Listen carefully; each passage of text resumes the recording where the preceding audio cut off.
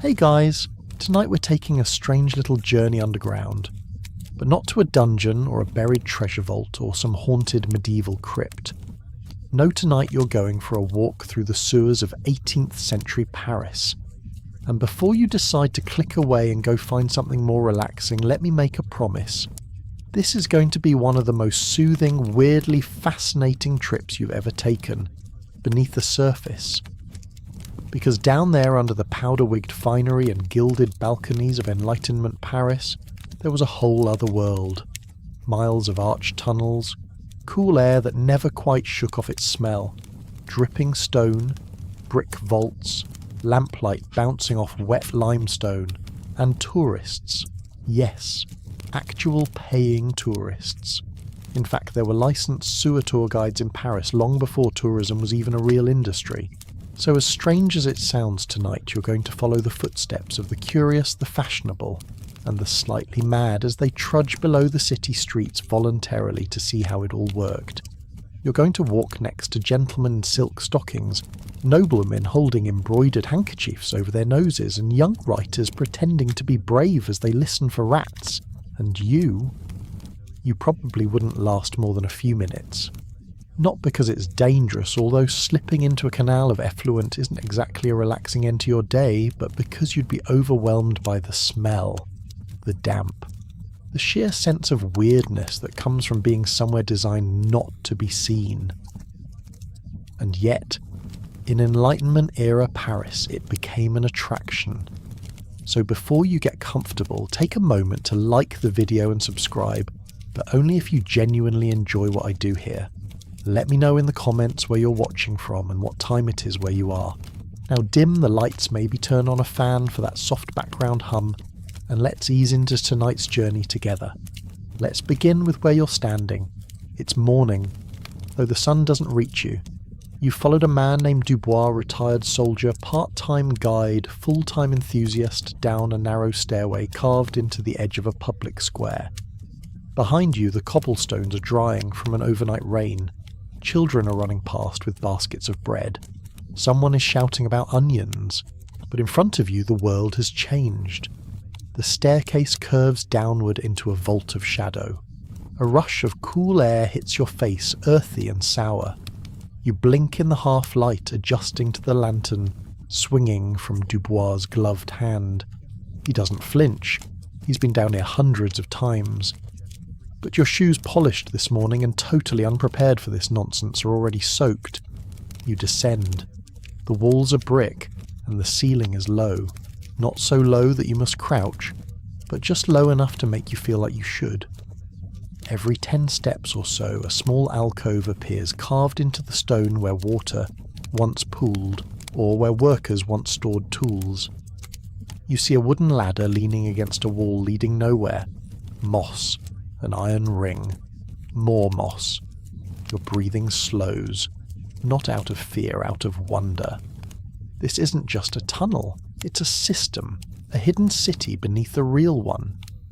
Your guide begins to speak, his voice echoing strangely in the chamber. He tells you that the sewers were expanded under Louis XV with work, continuing well into the reign of Louis XV. That before this network existed, the streets of Paris were essentially open drains, that chamber pots were emptied from windows, that people walked with wide hats to shield themselves from, well, unexpected showers. But now he says with pride swelling in his voice, we have this. He gestures grandly toward a branching passage marked with a carved plaque, Égout Montmartre, 1762, a royal sewer. A marvel of engineering, and apparently a place of public interest. It started small. A few city officials wanted to see the new works, then a curious noble, then an architect, then someone with connections wrote about the experience in a letter, how surprisingly clean the walkways were, how noble the smell of industry, how vast the system seemed. And from there, tourism was born. Historians still argue whether these early tours were officially sanctioned or simply tolerated. Some believe the city saw them as a public relations tool, a way to show Parisians that their waste was being handled responsibly. Others think it was just another eccentric pastime of the elite. But whatever the reason, by the mid-1700s, there were men like Dubois all over the city, lantern-in-hand badge on coat stories at the ready. You follow him through a junction. He points out the curve of a wall. This bend, he says, allows water to pass without backflow. Revolutionary. He points out an iron pipe that one connects to the bakery on Rue des Archives. He pauses to let a rivulet of water flow past your boots. It's oddly hypnotic. The trickle, the echo, the way every footstep becomes a drumbeat in a concert of stone. You think maybe you understand the appeal, because yes, it's strange, yes, it's gross, but it's also impressive. A kind of engineering you can feel in your bones, and perhaps more importantly, it's real. It's not Versailles with its mirrors and gold leaf. It's not a painted salon where everyone pretends to be smarter than everyone else. This place doesn't care what you wear or how you speak, it just works. Quietly, consistently, every day. That in itself is oddly beautiful. Dubois leads you to a wider chamber. There are benches carved into the wall. He tells you this was a rest stop, that some of the longer tours, those attended by scientists or city planners, lasted hours, that once in 1775 a small concert was held here to demonstrate the acoustic properties of the tunnel. A violinist played, he says, and the sound carried all the way to the Seine. You sit on one of the benches and listen, not for music, just for the rhythm. Water, drip, brick, stone, everything echoing, everything continuing. The others in your tour group, yes, there are others, have mostly fallen silent. One man sketches the arch above you. A woman writes notes by candlelight. Another coughs quietly, holding a perfumed cloth to her nose. It doesn't smell as bad as you feared. Not great, but manageable. Dubois lights another lantern, hands it to you and nods toward the next passage. The tunnel curves again. The ceiling dips lower. You duck and keep going. Toward the next strange corner of the world, beneath a city you thought you knew. Welcome to the sewers of Paris.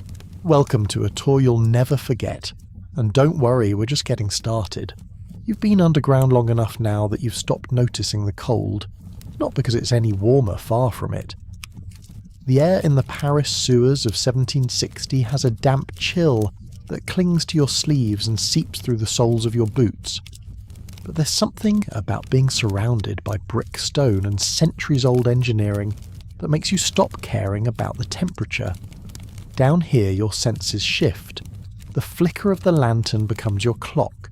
The dripping of condensation becomes your music. The steady voice of Monsieur Dubois, your guide, your narrator, your historian, becomes the thread that ties it all together. He taps his walking stick against a stone marker in the tunnel wall. Égout du Faubourg Saint-Martin, 1745 it reads. You're standing in a corridor barely taller than your head, arched like the ceiling of a cathedral in miniature. You hear the muffled sound of water trickling somewhere below your feet, tucked beneath a grated path lined with slick moss. Dubois clears his throat. Before this, mes amis, he says, gesturing all around with a sweeping motion, Paris had no proper way to carry its filth. None. Just ditches, gutters, and prayers to Saint-Fiacre. You've heard of Saint-Fiacre before, patron saint of taxi drivers, and oddly enough, those suffering from hemorrhoids. Somehow that feels appropriate. He continues, it was Louis XIV who first declared the city needed sewers, but his idea never truly reached beyond the palace walls. It took a century of effort planning and, more importantly, Enlightenment logic to finally put waste in its place. The others in your group nod along. One man jots notes with a goosefeather pen. Another sketches the brickwork by lantern light. A woman with a fur wrap and a nervous nose wrinkles her face every time Dubois mentions waste, but still she doesn't leave. That says something. You take another slow step. Your boots make a soft splash. This place, you're realizing, isn't just a tunnel, it's a statement. And it's oddly soothing to know that even sewage in Paris has style. You reach a wider space now, a domed room with 3 tunnels branching away like the petals of a flower and a small raised platform at the centre. Dubois steps onto it, raises his lantern and says with the gravity of a preacher, "This is the Grande Confluence, where 3 neighbourhoods, Montmartre, Marais and Saint-Honoré, meet and become one." He pauses, then smiling slyly he adds, "Much like the salons above, only with more honesty." You chuckle softly despite yourself. A light breeze moves through the tunnel, not strong but steady. You can't tell where it comes from, but it seems to pull the air along like the breath of something living. The sewer system breathes, it carries, it connects. Dubois turns and beckons. "Shall we continue?" You follow. And as you walk, he talks. In 1740, the idea of touring a sewer would have made people laugh or gag, he says. But now it's fashionable, clean, organised. Engineers have drawn maps, marked junctions, created schedules. We even have trained workers with badges. He sees that last part with pride. His own badge, shaped like a bronze medallion, gleams from his vest. It bears the symbol of the city, a ship afloat on waves with the motto, "Fluctuat neque mergitur." She is tossed by the waves but does not sink. A fitting image for a city held up by tunnels. You pause at a small alcove where a lantern hook has been fastened into the brick. The iron is rusted. The flame casts a golden glow over a plaque Pont Neuf Intercept 1751. The bricks here are cleaner somehow. The slope of the floor more precise. This was considered the model section, Dubois says. Officials brought foreign guests here to show off our engineering. One Prussian called it the Cathedral of Cleanliness. You resist the urge to laugh, but you understand what he meant. Because here underground there's an odd elegance. The arches curve like ribs of a giant stone creature. The shadows fall in gentle waves. The floor rises and dips like an ancient deliberate riverbed. It's not just function, it's design. And that's when it hits you. This place is more than a sewer. It's a monument to control. You remember what Dubois said earlier, how before these tunnels Paris emptied itself wherever it could. Streets flooded, courtyards stank, people lived among their own waste. But here waste has been tamed, given direction, managed. That's what the 18th century was really about, wasn't it? Not just light and knowledge and powdered wigs, but order, categorization, everything in its place, even the filth, especially the filth. Historians, Dubois says, now sensing your thoughts, as if reading them from the tunnel walls, still debate whether this fascination with sewers came from science or spectacle. Was it genuine admiration, or just a new thrill for those too refined for blood sports? You imagine it, ladies in silk gowns peering nervously into the darkness, escorted by mustachioed guides through dripping halls, men in powdered wigs nodding seriously at water channels, artists sketching arches by lamplight. It's absurd, and also kind of lovely. Because even something as unpleasant as sewage becomes in Paris something worthy of attention. A topic for salons, a place for tours. You turn a corner, and for a moment everything is quiet. The lantern light falls on a perfectly still pool of water. A drop falls from above Plip. The sound echoes like a tiny bell. The rest of your group walks ahead, their shadows flickering against the walls. You linger, just for a moment. Let your eyes adjust. And you begin to notice the details. The faint grooves in the stone from where tools scraped a century ago. The moss that forms in lines where condensation runs. A tiny carved face someone's private joke set into the brick. A nose, a wink. Dubois returns. Not all of it is on the map, he says. That's what makes it interesting. He gestures to the next tunnel. This way, please. You follow in boots scraping gently on stone. You're deeper now, farther from the light, and yet oddly more comfortable. like the city above has faded into background noise. Here there's only the path, the walls, the stories. You glance down at your hands. They're a little dirtier than before. Your shoes, definitely wet. But you're not hurrying, you're learning. And in this quiet, strange, wonderfully designed labyrinth beneath the glittering world of Paris, you found something unexpected. A kind of peace, a kind of order, and a history that is not written in books but in bricks, in echoes, in drops of water falling one at a time. This Dubois says with pride as he taps a stone is civilization, and it runs underneath your feet. Your feet are beginning to adjust to the damp stone beneath them, an odd mix of slipperiness and solid support. The longer you walk, the more the sounds of Paris above seem like a dream. You no longer hear carriages, no distant market chatter, no bells from Saint-Sulpice. Just the steady drip of condensation, the faint squish of your soles, and the calm murmur of Monsieur Dubois narrating everything you pass like a priest delivering a sermon to the faithful. Up above, life is gilded and powdered. The year is 1765. Men tip their hats as they pass in the Place Dauphine. Women glide through salons in gowns that would sweep entire tea sets off side tables. Paris is elegance. Paris is intellect. Paris is perfume and painting and revolution whispering under velvet. But here beneath all of that is the engine. The city above may shimmer, but it only exists because down here waste finds its way out. Quietly, invisibly, reliably. This underground world is a contradiction hidden yet celebrated. Filthy in purpose yet praised for its form, and as your lantern bounces its light along the curved tunnel walls, you begin to understand why people came here.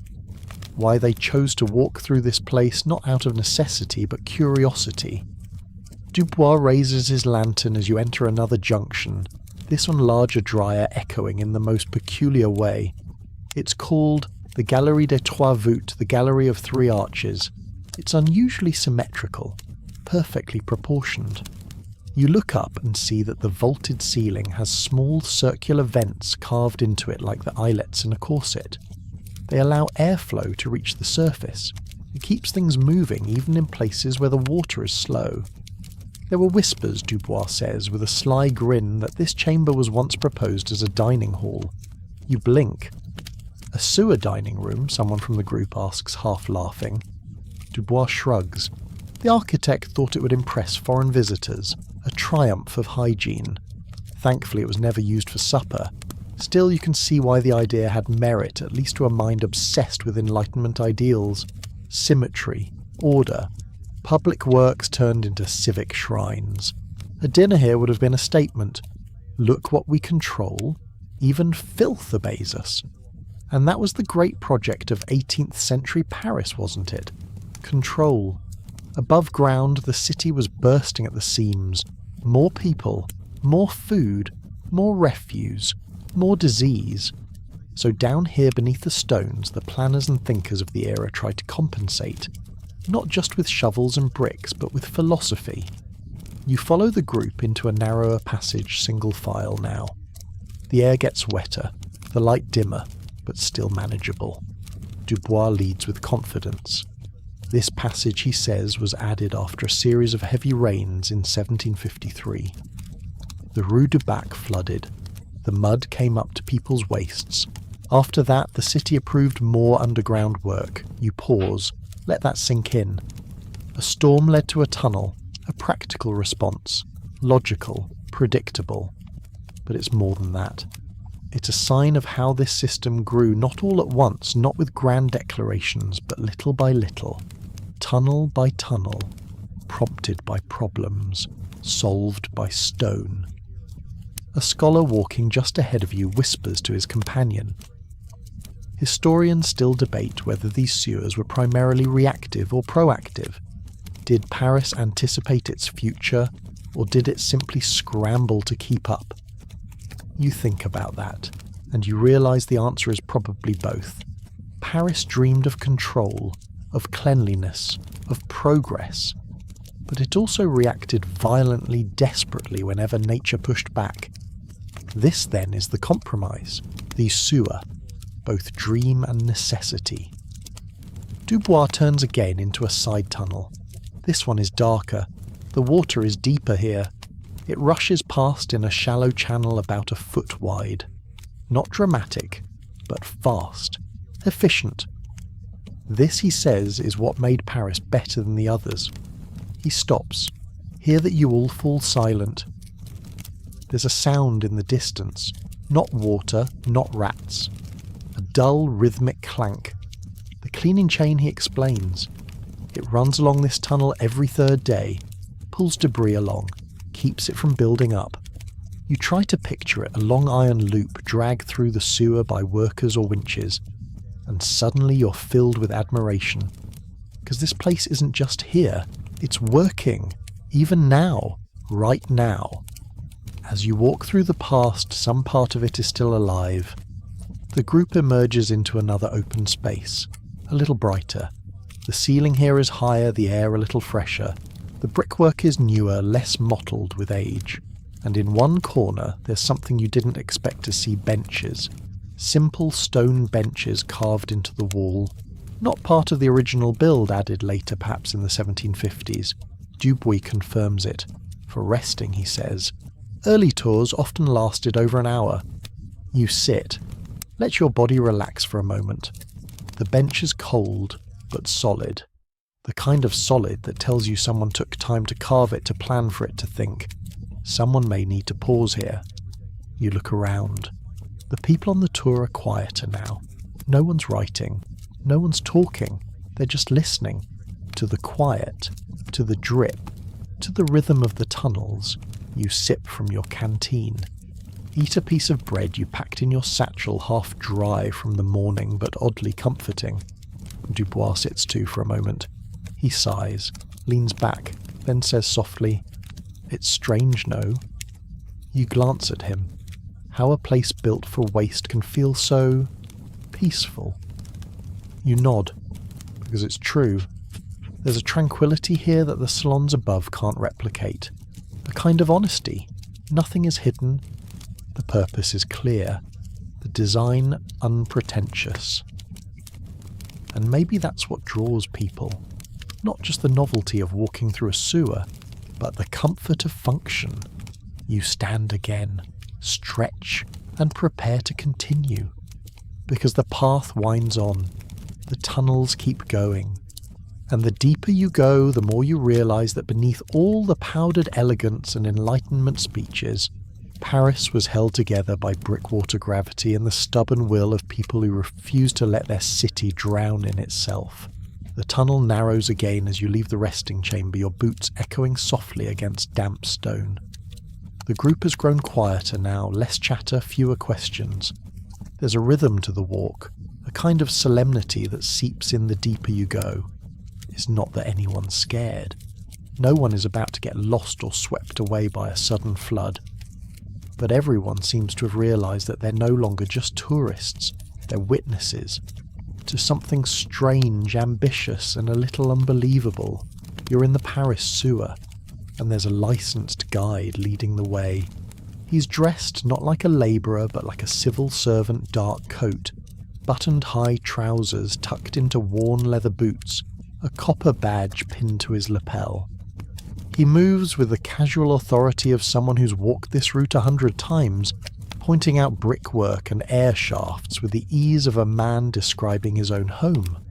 This, you realise, is Monsieur Tour Guide. Not just a man with a lantern, a profession, an identity. Back in the early 1700s, there was no such thing as a sewer tour guide. The idea of taking someone into a tunnel filled with the city's waste would have been absurd at best, criminal at worst. The sewers were places for workers, for maintenance crews, for the unlucky. But by the 1760s, everything had changed. Paris had begun to celebrate its infrastructure. The Enlightenment had shifted thinking across every level of society, philosophy, science, architecture, and even sanitation. And so, with a growing sense of pride, the city started inviting people to witness what lay beneath their feet. At first the tours were informal. A curious nobleman would ask a city planner for a glimpse underground. An architect might descend to study the arches. But soon the demand became steady, predictable, public. So the city responded and created a job.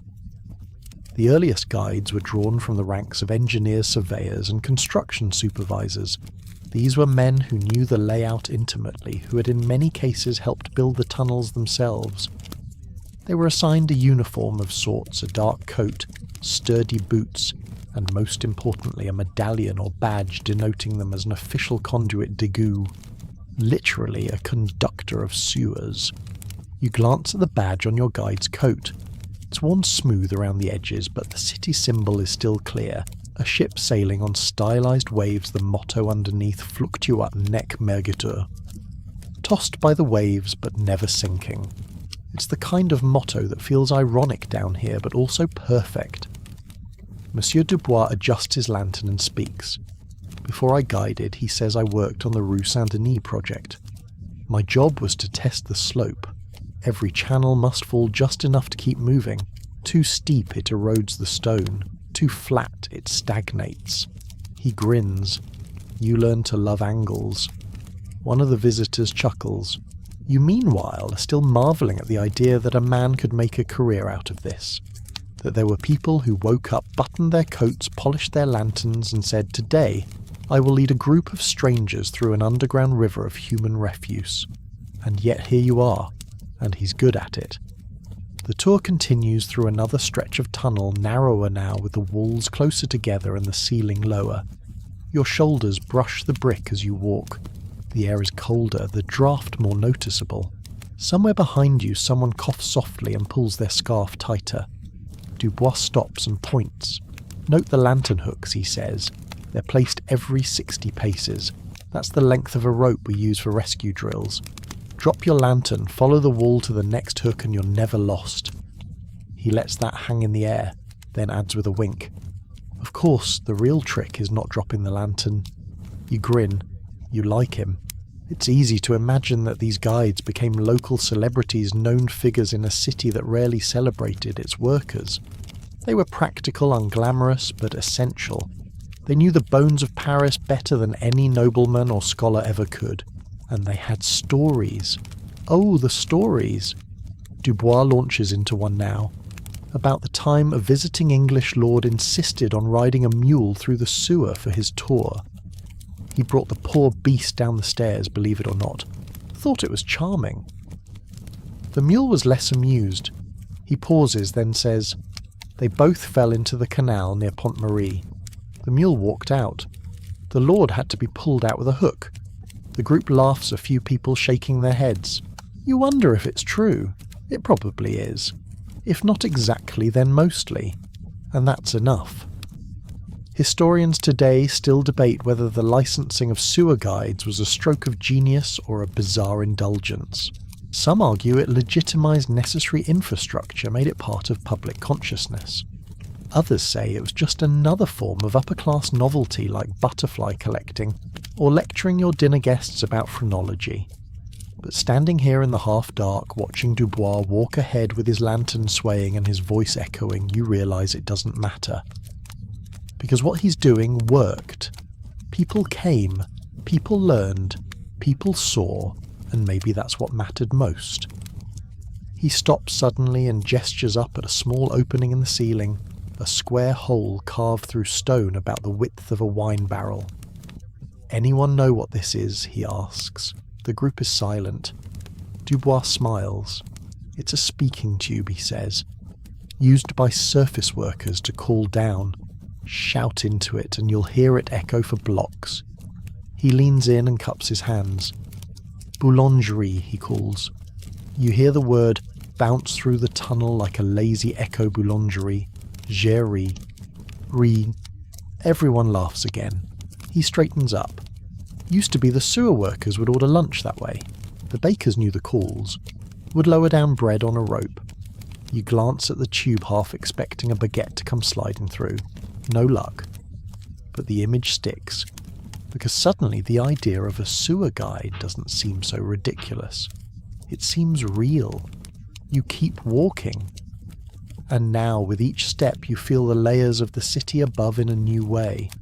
You imagine the baker wiping flour from his hands, the butcher sharpening his knives, the noblewoman stepping out of her carriage, all of them walking above this tunnel, never knowing or maybe choosing not to know how close they are to the network beneath. But the guide knows. The guide always knows. And now, so do you. The tunnel takes a subtle turn to the left, so subtle you almost miss it.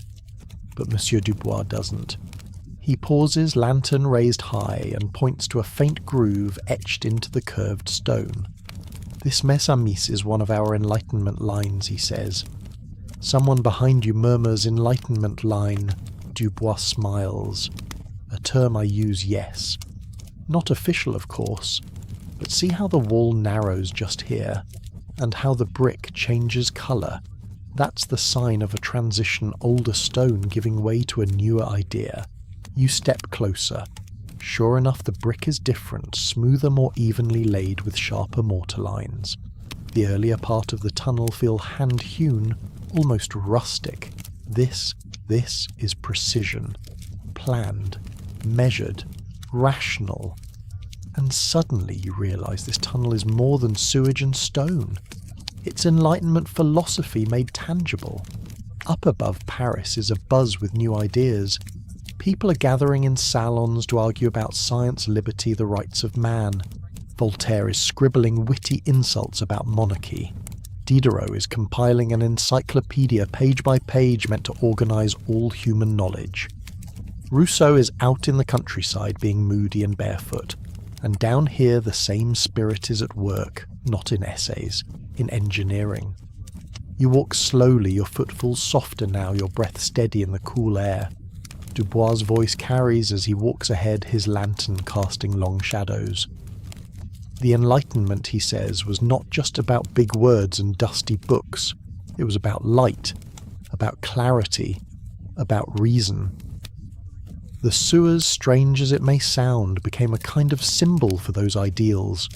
You pass another plaque, Égout de l'Homme Armé, 1758. Below it, the initials of an engineer, JPB. Jean-Pierre Beaumarchais Dubois, says, tapping the stone with his cane, one of our greatest sewer minds. People remember his brother for writing plays, but Jean-Pierre... He leans in. He wrote flow sheets. You smile. The idea that someone could be remembered for flowcharts is oddly comforting. Historians today still discuss how Enlightenment ideals reshaped urban infrastructure. There are debates over whether sanitation was a side effect of Enlightenment thinking or one of its central goals. Some argue it was about aesthetics, removing the stink of the old world to make way for the new. Others say it was a moral imperative that cleanliness became synonymous with virtue. You keep walking.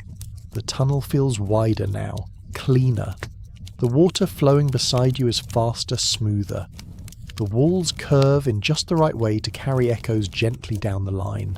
And you notice something else. There's light, not a lantern. Daylight. Faint. Filtered. Dubois stops again and gestures upward.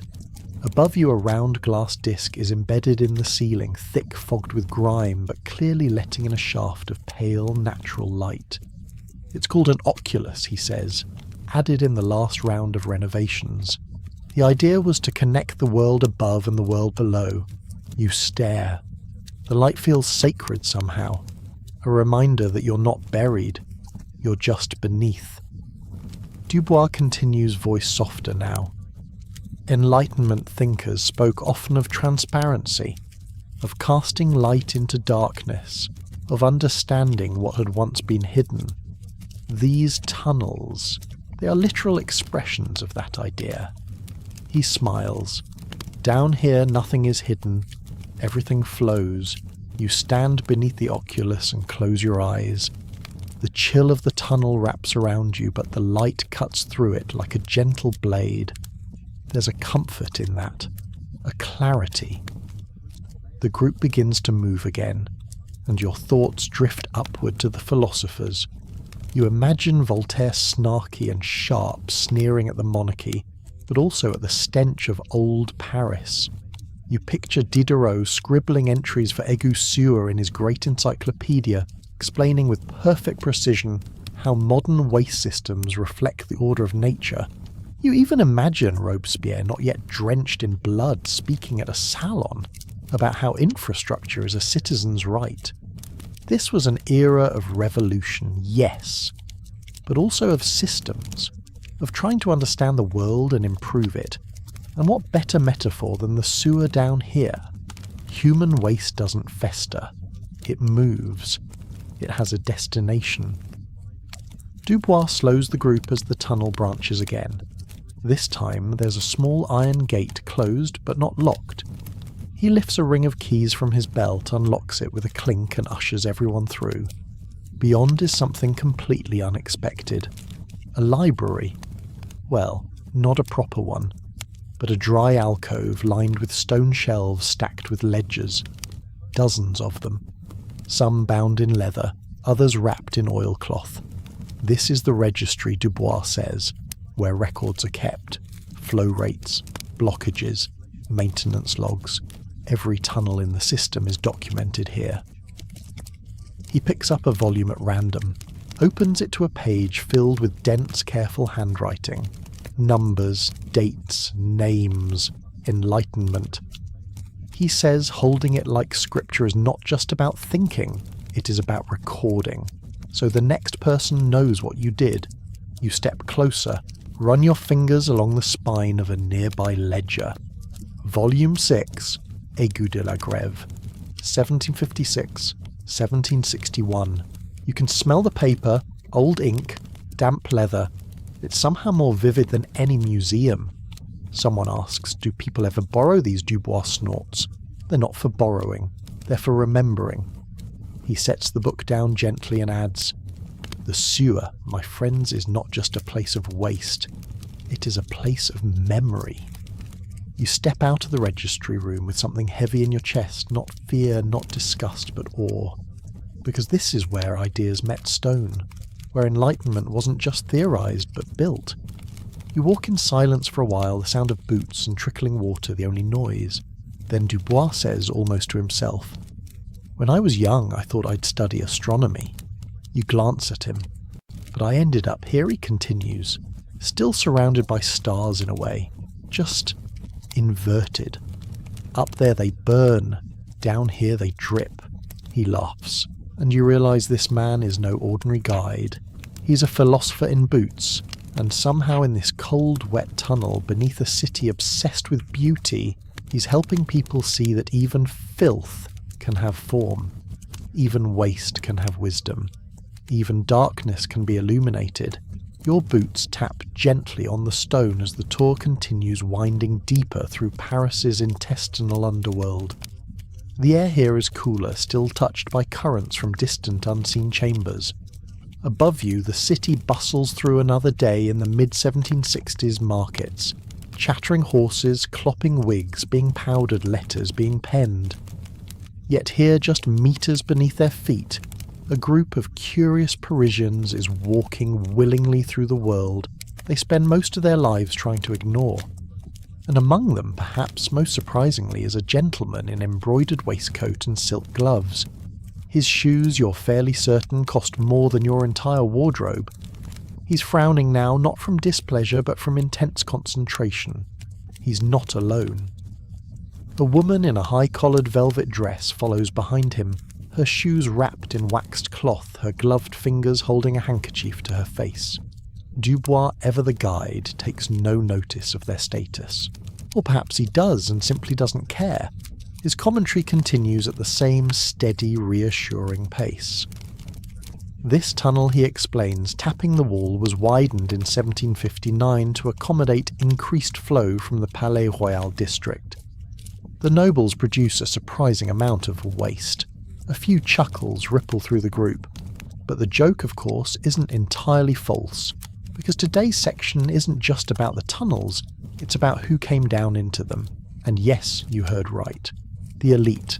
The wealthy, the cultured, even the aristocracy. took tours of the Parisian sewer. It seems absurd at first. People who wouldn't dream of stepping into a common tavern were paying to descend into a literal underworld of refuse. But they did. And not only that, they did it proudly. There are records, real records, of titled visitors requesting private viewings of the sewer network, of engineers summoned to noble salons to describe water flow and pipe systems in detail, of royal secretaries descending with full entourages and emerging to write glowing accounts of Paris's new underbelly of brilliance. There's even a rumour, a persistent, well-circulated one, that Madame de Pompadour herself once requested a tour. Some say it was out of personal curiosity. Others say she wanted to impress a visiting German prince with the city's infrastructure. Still others suggest she was just tired of Versailles and looking for a conversation topic no one else had claimed. Historians still debate whether that visit happened. No definitive diary entry confirms it, but the guides remember, Dubois certainly does. I was not there, he says, his voice low, conspiratorial. But my master was. He said she wore silver slippers, and they stayed dry. You want it to be true, because something about it makes sense. In a world obsessed with novelty, progress and status, what better flex than to descend into a place built for filth and emerge talking about engineering? To walk through a sewer and treat it like a salon. It was the ultimate Enlightenment move. The aristocrats who visited weren't just slumming, they were making a statement. That knowledge mattered. That Paris, unlike those other cities, and yes, they meant London, had tamed its chaos. And there was one more reason. Pride. Civic pride. These sewers weren't just hidden pipes. They were public works. They were monuments to human order, to Enlightenment ideals. The ability to say, yes, we know where our waste goes. Yes, we built tunnels for it. Yes, they work. Would you like to see them? It sounds strange today. But in a time when most cities still relied on cesspits, ditches, or the vague hope that rain would wash everything downhill, Paris's growing sewer system was a marvel. The elite knew that, and they wanted to see it for themselves. Dubois gestures toward a side chamber barely lit, just a faint gleam of lantern light reflecting off water. This, he says, is the royal branch. It runs from the Palais de Luxembourg. Some say the Queen herself ordered that it be paved. A man beside you scoffs. Surely not. Dubois shrugs. Maybe not. But it's the smoothest tunnel in the system. You tell me. You step inside. The walls are closer. The air is warmer. The floor, remarkably, is smoother, less pitted, almost tiled. And the scent, while still sewer-like, is milder, subtler, as if someone tried at some point to tame even the smell. It's strangely elegant in a quiet way. And you can picture it now. Ladies in gloves, men in wigs descending these steps, not with fear, but with fascination. They weren't wrong to be curious, because this place, for all its grime and function, is beautiful in its own way. There's something deeply calming about it. The symmetry, the low constant sound of water, the absence of spectacle. No actors, no tricks, just stone and purpose. You trail your fingers along the wall cold and smooth, and realise that everything about this moment would have been unthinkable just a few decades before. The idea of walking underground, of admiring tunnels, of celebrating sewage. But the Enlightenment changed more than philosophy. It changed what people were willing to look at. And suddenly, filth wasn't just filth. It was data. It was civic infrastructure. It was a conversation starter. A few steps ahead, Dubois pauses near a drain and says, "There is an account from 1764, a Dutch envoy. He wrote that after touring the sewers he no longer trusted a city whose waste he could not see." You think about that. In a time of kings and courtiers of mystique and illusion, someone found truth down here. It's comforting in a way, because beneath the layers of lace and protocol, people still wanted function, still wanted to see how the machine worked. even if the machine smelled like cabbage and old wine. You walk on. The group is more subdued now. You're not marvelling anymore. You're understanding that the Paris sewers weren't just a convenience. They were a philosophy made real, and the people who visited them, whether out of pride, curiosity, or a desire to outdo their fashionable friends, they were taking part in something honest, something lasting, something that still moves beneath the city even now. You step carefully as the tunnel begins to slope again, this time down toward a deeper section of the Paris sewer. The air cools noticeably, and with it comes a hush like the stones themselves are listening. The flickering lantern in Dubois' hand casts long shadows that stretch and dance across the curved brick walls, and the water in the central channel flows with a low, patient murmur. The group's chatter has faded completely now. People are quieter, more contemplative. Maybe it's the depth, or maybe it's the growing awareness that this isn't just a novelty anymore. This is something older, something living. This is the part of the sewer that feels less like a tour and more like a sacred space. Monsieur Dubois raises a hand and stops the group at a wide alcove carved neatly into the wall. A rusted hook juts from the brick, and dangling from it, just barely visible in the lantern light, is an object that doesn't belong to any museum or grand collection. It's a medallion, round and dulled with age, hanging on a fraying leather cord. This, Dubois says quietly, is the badge of guide number 12, assigned to this tunnel in 1768, issued by the city of Paris, retired in 1792. The group shifts in closer. The metal glints softly. Etched into its face is a crest, the city's old emblem, a ship tossed in waves beneath the motto, Fluctuat nec mergitur. Beneath that, a serial number. Below that, a name nearly worn away, René Vaillant. You stare at it for a long time, because it's not just a trinket, it's proof that the position of sewer guide wasn't a gimmick or a passing curiosity. It was an occupation, a civic role, recognised, structured, respected. You begin to picture it now, René Vaillant buttoning his coat in the early morning lantern, in hand badge on chest.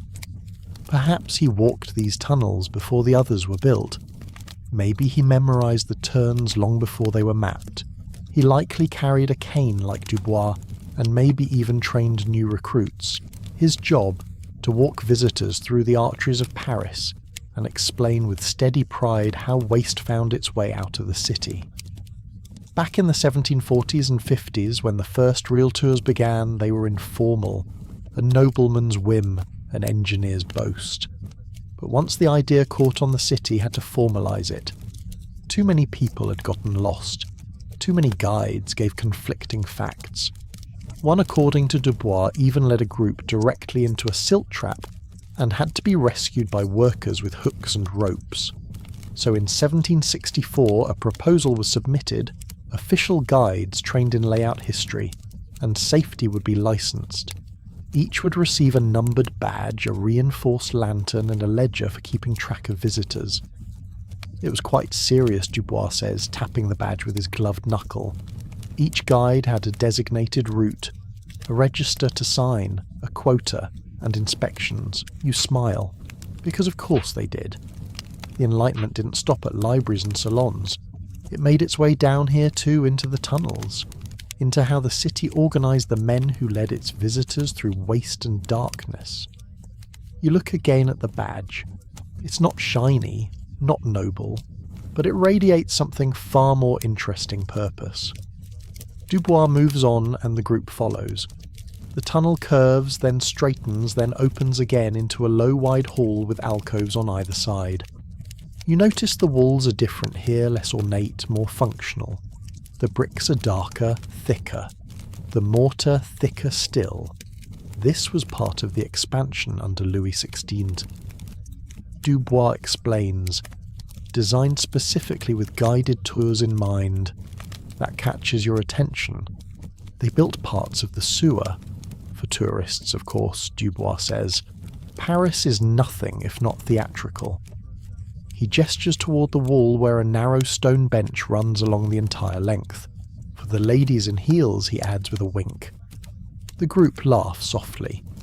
You can see it now, groups descending the slick staircases in fine coats and corseted dresses, gasping not at the smell, but at the structure, at the brickwork, the arches, the engineering. All made cleaner, safer, more symmetrical, for their comfort. And at the centre of it all, the guides. Dubois stops near another hook on the wall and pulls from his satchel a cloth-wrapped bundle. Carefully he unwraps it to reveal his own badge. It's heavier than you expect. Brass freshly polished. The same ship crest. The same wave motif. And a new serial number 96. He holds it like it's part of his spine. This one's been in my family 3 generations, he says softly. My grandfather wore it. My father. Now me. You stare. You hadn't realised that guiding could be inherited. But it makes sense. Who else would know these tunnels so well? Who else would care to pass on their curves and junctions, the stories of blockages, upgrades and reroutes? The idea of a lineage of sewer guides. Parisian bards of brick and runoff feels oddly poetic, Dubois continues. My father used to say, you can't love Paris if you only walk its bridges. You must also walk beneath them. You won't forget that. As you walk, he tells more stories. About Etienne Lefebvre, the guide who sang his tour like a ballad. About Camille, the only woman to ever receive an official guide license before the Revolution. About a man named Jules, who used to carve portraits of his tour groups into the tunnel walls, tiny faces etched into stone lit for a moment by lanterns, then swallowed by the dark. You pass one such carving now. It's worn, faint, but it's there. A dozen little faces, a dog, a cane, a woman with a hat. The stone remembers. You stop walking for a moment, letting the group pass ahead. You rest your hand lightly against the wall. It's cool and solid. The bricks shift under your fingers, uneven from time and moisture, and you think about all the boots that came before yours, all the guides who led groups like this one, who pointed at plaques, who cracked jokes about runoff ratios, who stood in the flickering dark and said, "This way, please." It wasn't glamorous, but it mattered. And today, centuries later, you're still walking in their footsteps, because somehow this system, this network of waste became part of the city's identity. Not hidden, not shameful, just quietly necessary. And the people who kept it alive, they mattered too. You look ahead and see Dubois raise his lantern high.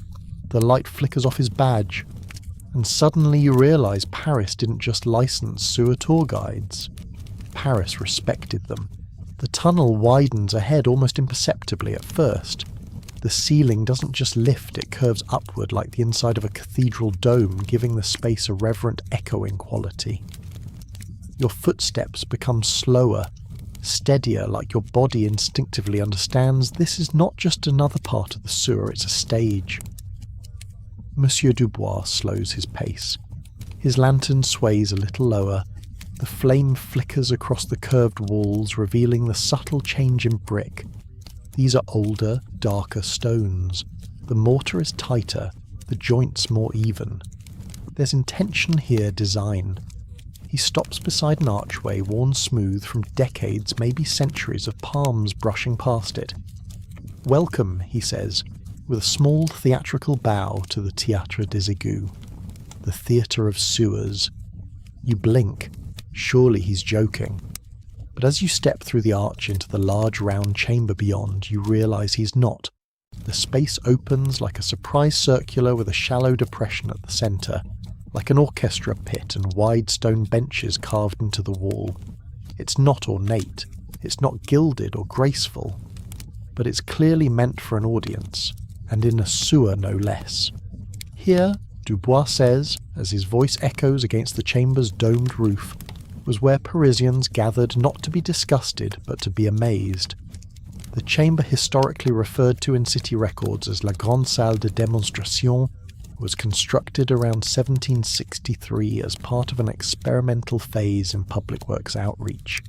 City engineers believed with genuine conviction that if people could witness the function of the sewers with their own eyes, they would not only respect the system, they would celebrate it. And so guided tours evolved into something more ambitious. They became performances. Dubois leads you down the small staircase that spirals around the edge of the chamber. The air here feels heavier, cooler, but saturated like a wet sponge.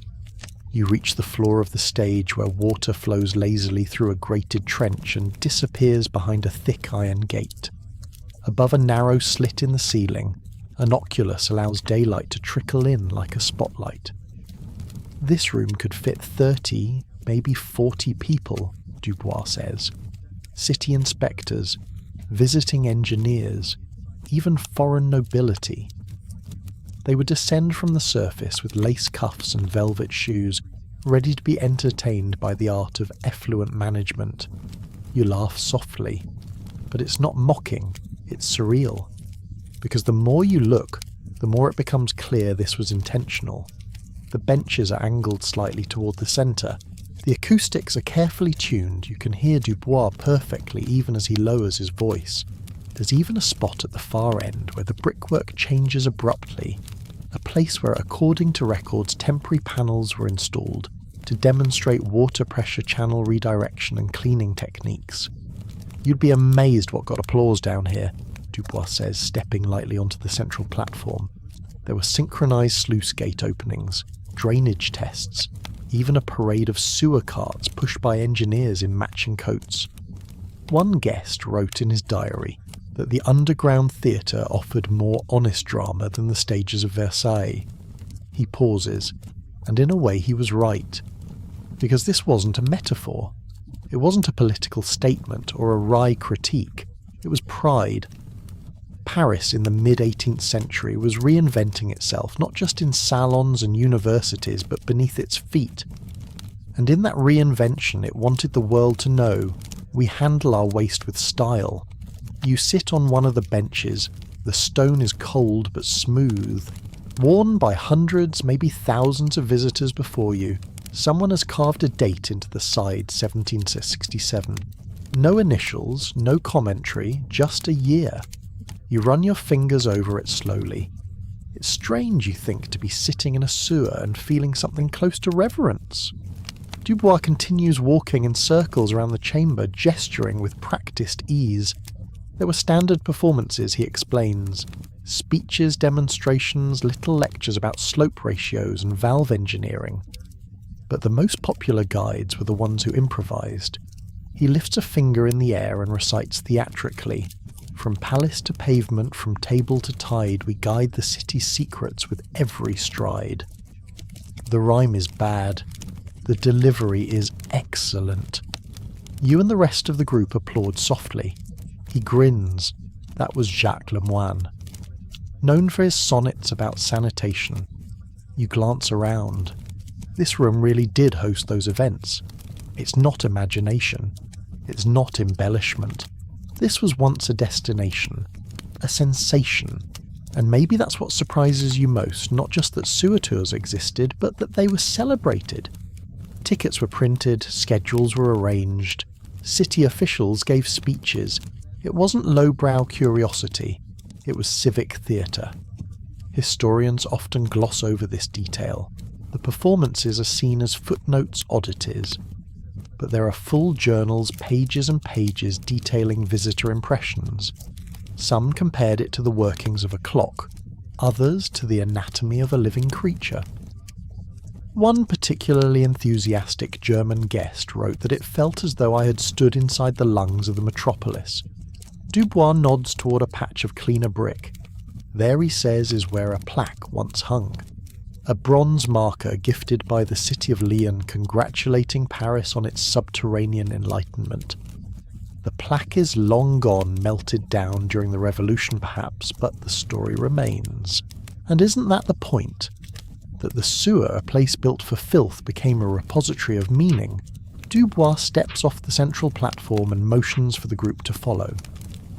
There's one more thing, he says. He leads you around the curve of the chamber to a small side room. You step inside and find a dusty shelf sealed behind glass. Inside, resting like relics, are 3 objects. a rusted hand crank, a folded city map water-stained and faded, a small metal box latched shut. Dubois opens the box with a soft click. Inside is a whistle, plain, brass, worn at the mouthpiece. This, he says, belonged to Henri Dufour. He was the guide here for 22 years. Every show began with this whistle. One short blast, then silence. Then, he raises a hand dramatically. The water would come. He doesn't explain further. He doesn't have to, because in your mind you can see it, hear it, feel it. The crowd of visitors falling silent, the hiss of sluice gates opening, the rush of water echoing in the vault, the applause, the awe, the pride. In that moment you realise that this wasn't just a quirky pastime, it was ritual, one that said, look what we've built, look what we can manage, even this. You step out of the chamber and into the narrow tunnel again, the echo of your own footsteps now louder than before, because you've just seen something few people today even know existed. A theatre for sewage, a stage for order, and a performance that never truly ended. The air changes again, not in temperature, not in humidity, but in texture. It thickens slightly, grows heavier around your ankles like it's carrying a secret. The tunnel is darker here, narrower. Your group bunches up instinctively, lanterns lifted higher, voices hushed. Dubois' tone changes too. Less theatrical now, more careful. This, he says softly, is the part of the tour some people didn't like.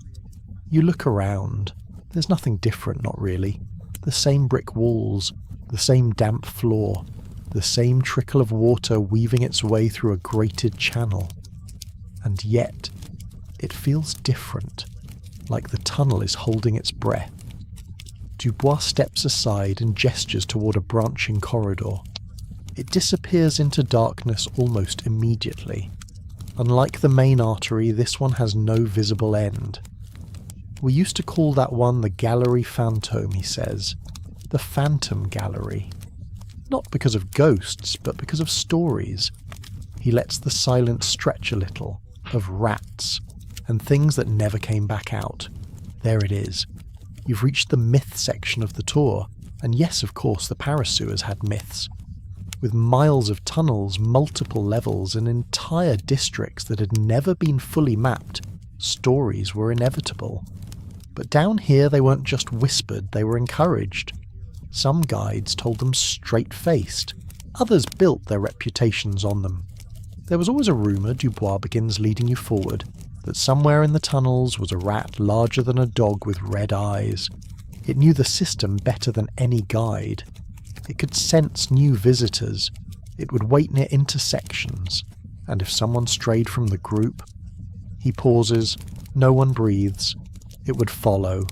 A few in your group laugh. Nervously. Dubois grins. Not a single case ever confirmed, of course, but people swore they heard scratching, heavy footsteps, even voices. You move on deeper into the darker section of the sewer where the air gets stiller as if waiting. Historians today argue over how much of this was exaggeration, how much folklore. Some say the stories served a purpose, scaring tourists just enough to keep them close to their guide. Others claim the myths were part of a city-wide coping mechanism, a way to give shape to the anxiety of living above something so vast, so essential and so out of sight. And yet there's always a little truth in every tale, because Paris did have rats, so did every city. But in Paris they weren't just animals, they were characters.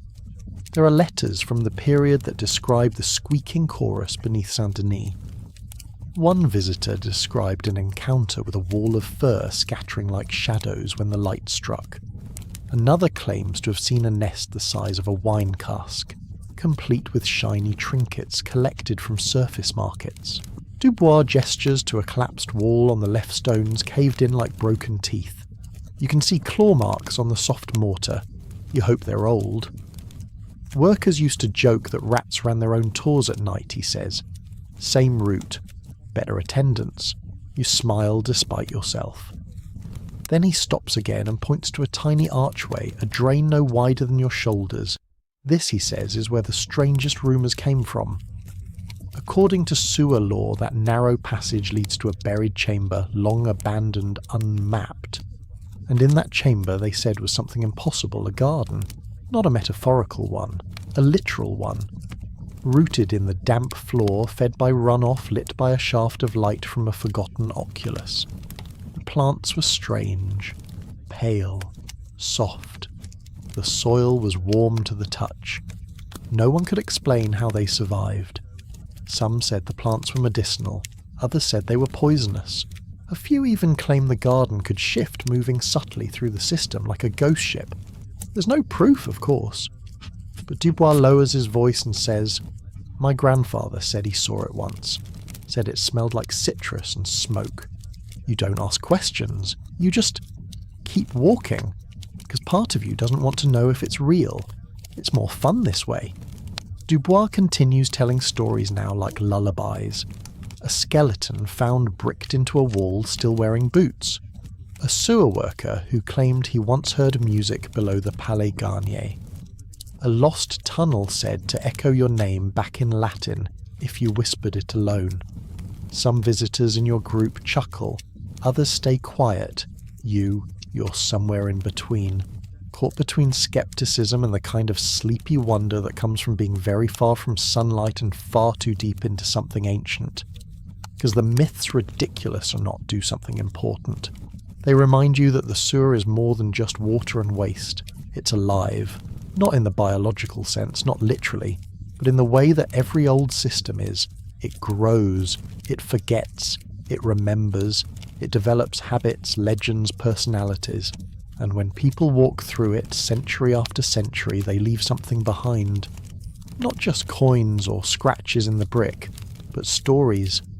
You reach a smaller chamber now. The floor dips, the water is louder, and on the far wall someone has painted something. Not graffiti older, carefully done in soot or oil, a mural, faint but visible. It shows a rat huge regal wearing a crown made of twigs. Beneath it, a single word, Regent. King of the Tunnels, Dubois says quietly. Painted in 1770, we think. No one knows who made it, or why. The group stares. You do too. Not because you believe it, but because some part of you kind of wants to. And that's the thing about the Paris sewers. They are real, but they invite you to dream. Even when you're standing in the dark, shoulder to shoulder with strangers, the stones slick with centuries of condensation, the air humming faintly with runoff. You're not just walking through history, you're walking through imagination. And that may be the most enduring part of all. The tunnel ahead is broad and clean by sewer standards, the kind of corridor that makes you forget momentarily that you're underground. The air is damp, yes, but it moves. A faint draught brushes your face, carrying with it the scent of earth water and old stone. The torchlight plays gently on the walls, revealing tighter brickwork, smoother mortar, and strangely more signage. Signs etched in stone, hammered in metal, even stencilled in fading black paint dates, arrows, names and numbers. You've entered the practical heart of the Paris sewer system. No longer a space for performance or myth, but for function, real, measurable, urgent. This is the part that got things done. And the moment your boots land on the dry flagstones of the main causeway, Dubois turns to face the group with a quieter, more serious voice. We have now left the galleries of performance, he says, and stepped into what became in time one of Paris's most important defences, not against armies, but against disease. The statement lands softly in the brick-echoed hush. For a moment you try to imagine what it would have been like to be a citizen of Paris in 1770, a time when the plague still lingered in memory if not in daily life, when people still feared miasmas, bad air, and believed sickness floated through city streets like a ghost, when sudden fevers spread from one neighbourhood to the next and no one could explain why. This is where the sewer became not just a curiosity, but a crucial tool of survival. Dubois gestures to a wide plaque embedded into the wall. It's plain stone but neatly carved. The inscription reads Égout de Paris, révisé pour la santé publique, 1772, Paris sewers revised for public health. It's subtle, but revolutionary. He leads the group a few steps further into the chamber where a shallow channel of fast-moving water disappears into a grated archway. You see, he says, for most of its early life the sewer was an aesthetic victory, a symbol of control. But by the 1770s something changed. The thinkers of the city, its engineers, philosophers, physicians, began to draw a connection between waste and wellness, between runoff and rot, between what lay underfoot and what ended up in your lungs. You stare at the grate. Behind it, you hear the water tumble away, pulled by gravity into darkness. The rhythm is calming, steady. Dubois explains how this growing understanding led to real change. Engineers began working with doctors. Measurements were taken. Stagnant water was mapped. Tunnel slants were recalculated to ensure faster movement of effluent. Sluices were redesigned. Drainage grids above were reshaped to filter out debris. Some tunnels were sealed. Others were widened. Whole neighbourhoods were retrofitted not for elegance but for hygiene. Historians still argue whether this marks the first true instance of modern urban sanitation planning. Some credit London's later overhaul, others point to Rome's aqueducts. But in Paris, here underground in 1772, there was a real documented shift. You pass under another archway, this one lined with reinforced ribs of iron and carved with a repeating inscription, Puis secours, ventilation obligatoire emergency shaft. Ventilation required. It's not theatrical, it's not beautiful, but it's human, designed to keep people safe, to keep air moving, to keep rot and disease from festering. Dubois pauses beside a small recess in the wall where a wooden bench, mossy and cracked, sits half forgotten. This was once a medical station, he says. Inspectors would stop here after walking the drains, check their breath, wash their boots, clean their hands in vinegar. You imagine the scene. A man in a thick coat, a cane, a scarf around his nose, a tin bowl of sour liquid and a rag. He's tired, maybe sick, maybe not yet, but he's trying to stay well in a place no one else dares to go. And you realise this system wasn't just about the people above. It was about those down here too, the workers, the cleaners, the ones who kept it running. In 1774, a minor outbreak of fever in the Low Districts prompted the Paris Health Commission to re-evaluate tunnel schedules. Inspections doubled, air shafts were widened, vent grates were mandated near bakeries, butchers and slaughterhouses, and perhaps most interestingly, a public sewer ledger was published handwritten, bound, and made available at select town halls. It included flowcharts, problem points, and advice. Simple phrases like flush with boiled water weekly or leave the grates unblocked. Civic-minded recommendations grounded in what little science they had and what deep instinct they trusted. You glance over at Dubois as he gently wipes away a layer of grime on a plaque with his glove. The words beneath read, La propreté est une forme de paix. Cleanliness is a form of peace. You're not sure who wrote it. It's not attributed, but it feels right.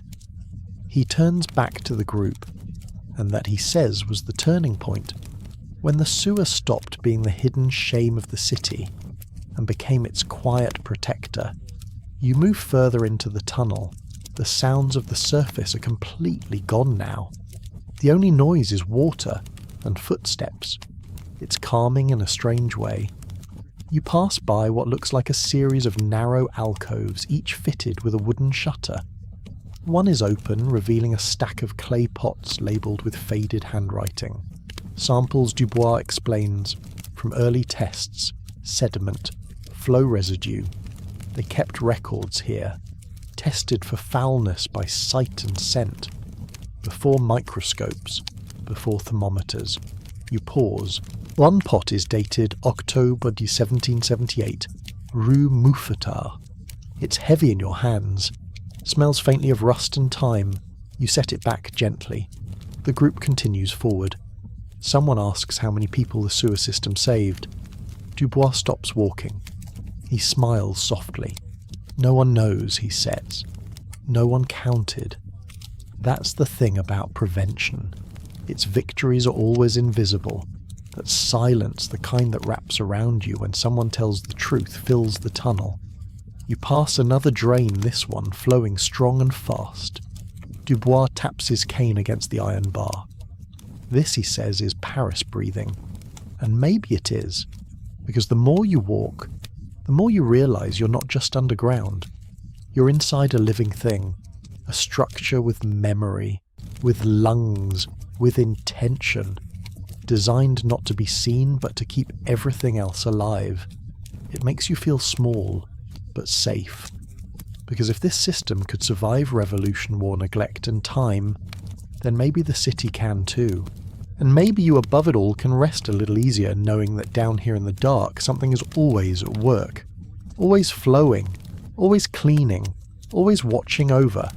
You notice the change before Dubois says a word. The tunnel ahead is noticeably wider, the ceiling arching higher than before with a kind of deliberate symmetry that tells you this wasn't just dug out for function, it was meant to be seen. The brickwork is newer here, tighter and smoother, and the side channel carrying the runoff water glides more cleanly than in previous sections, like it's been recently cleared. Dubois walks a little more slowly now, letting your group take it all in. He stops beneath a wide archway framed with iron bracing, and there's a moment of almost architectural reverence in his posture as he turns to face you. This, he says, is where we move from curiosity to commerce. You raise your eyebrows slightly, not because you doubt him at this point you'll believe anything, but because you hadn't quite expected to hear that word down here. Commerce. He nods toward the corridor ahead. By 1775, the tours were no longer simply informal favours for nobles or enthusiastic lectures for engineers. They became something more organised. And like all things in Paris, once something becomes popular enough to be repeated, it becomes something that can be sold. You follow him forward. The tunnel curves gently and opens into a large vestibule-like space, arched, tiled, and lined with stone benches that have clearly been worn down by centuries of visitors. Dubois gestures to the floor. Stand here, and you're standing where hundreds, perhaps thousands, once waited in line. You look down. There are shallow footprints worn into the stone, scuff marks, the faint edge of what was once a painted line. This was a queue, Dubois confirms. A literal queue. People would wait here for their assigned tour time, sometimes in pairs, sometimes entire families. The idea is astonishing, but he's not done. The Bureau de Travaux Publics, he continues, began issuing formal time slots in 1776. They printed tickets, posted notices, even began experimenting with numbered groupings like seats at the opera. He pauses, and yes, people paid. You blink. 5 souls per person, he says. Children were sometimes allowed in for free, but only if they were deemed old enough not to fall into the channels. You laugh quietly. This is real. This happened. People bought tickets to walk through a sewer, and not just the rich either. Dubois explains that the popularity of sewer tours quickly moved beyond the elite. By 1777, even members of the merchant class were taking part. Shopkeepers, clerks, bakers, teachers, visitors from the countryside. It became something to do on a slow afternoon, an experience, a curiosity, and if you could afford it, a story to tell at supper. There were even newspapers that published reviews. One 1778 column from the Gazette de Paris described a new tour route as more immersive than expected, and complimented the guide's ability to explain pressure management with charming brevity. And you begin to realise this wasn't just sightseeing, it was the birth of infrastructure tourism. Dubois pulls from his coat a folded page of yellowed paper and opens it carefully. It's a reproduction of an original schedule. You lean in to read. Ce qui dégoût était en 1779, départ quotidien, 9h, 11h, 14h, 6h. Routes are labelled by quadrant nord, sud, est, west. Each guide is listed by number. You recognise 1, number 31 Vallon. Dubois taps it. That was my great-grandfather's circuit. The pride in his voice is unmistakable. You walk together now through what was once the busiest corridor in the entire system. You can see the subtle flourishes meant to impress the public, engraved plaques, ornate drain covers and lantern hooks polished smooth by constant use. This entire stretch, Dubois says, gesturing to the walls, was redesigned in 1776 to accommodate heavier foot traffic. Not for waste management for people, the realisation sinks in. They renovated the sewer for tourists. Dubois leads you into a side alcove. On the wall is a faded mural barely there now, but you can make out shapes, arches, tunnels, and a row of tiny human figures carrying lanterns. It's called Le Défilé des Guides, he says, a tribute painted by workers in 1780, a kind of badge of honour. Below it is a brass hook. From it hangs a wooden sign, battered but legible Belletterie Prochaine Tour, 16 Judd, ticket office, next tour, 4 p.m. You smile. It feels like a forgotten Disneyland. Dubois leans back against the wall and says, they even considered installing a coffee vendor near the main stairwell at Rue Saint-Martin. Did they? Someone asks. He shakes his head. Too many accidents with boiling water.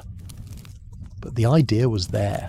You picture it, someone offering roasted chestnuts and coffee as Parisians queue to explore the underworld. It's ridiculous and perfect. Then Dubois says something that sticks with you. For all its grime, he says the sewer gave people a sense of ownership, of understanding. For the first time they could walk through the parts of the city that usually stayed hidden. It wasn't just a spectacle. It was a democratization of knowledge. The group continues down the passage, and soon you come to a stone niche carved into the wall. Inside is a small box, wooden, locked with a rusted hinge. A faded inscription on the front reads, Offres et pourboires, donations and tips. Visitors would sometimes leave coins, Dubois explains, or little notes. One man reportedly left a small loaf of bread every Thursday for his favourite guide. You look at the box for a long time.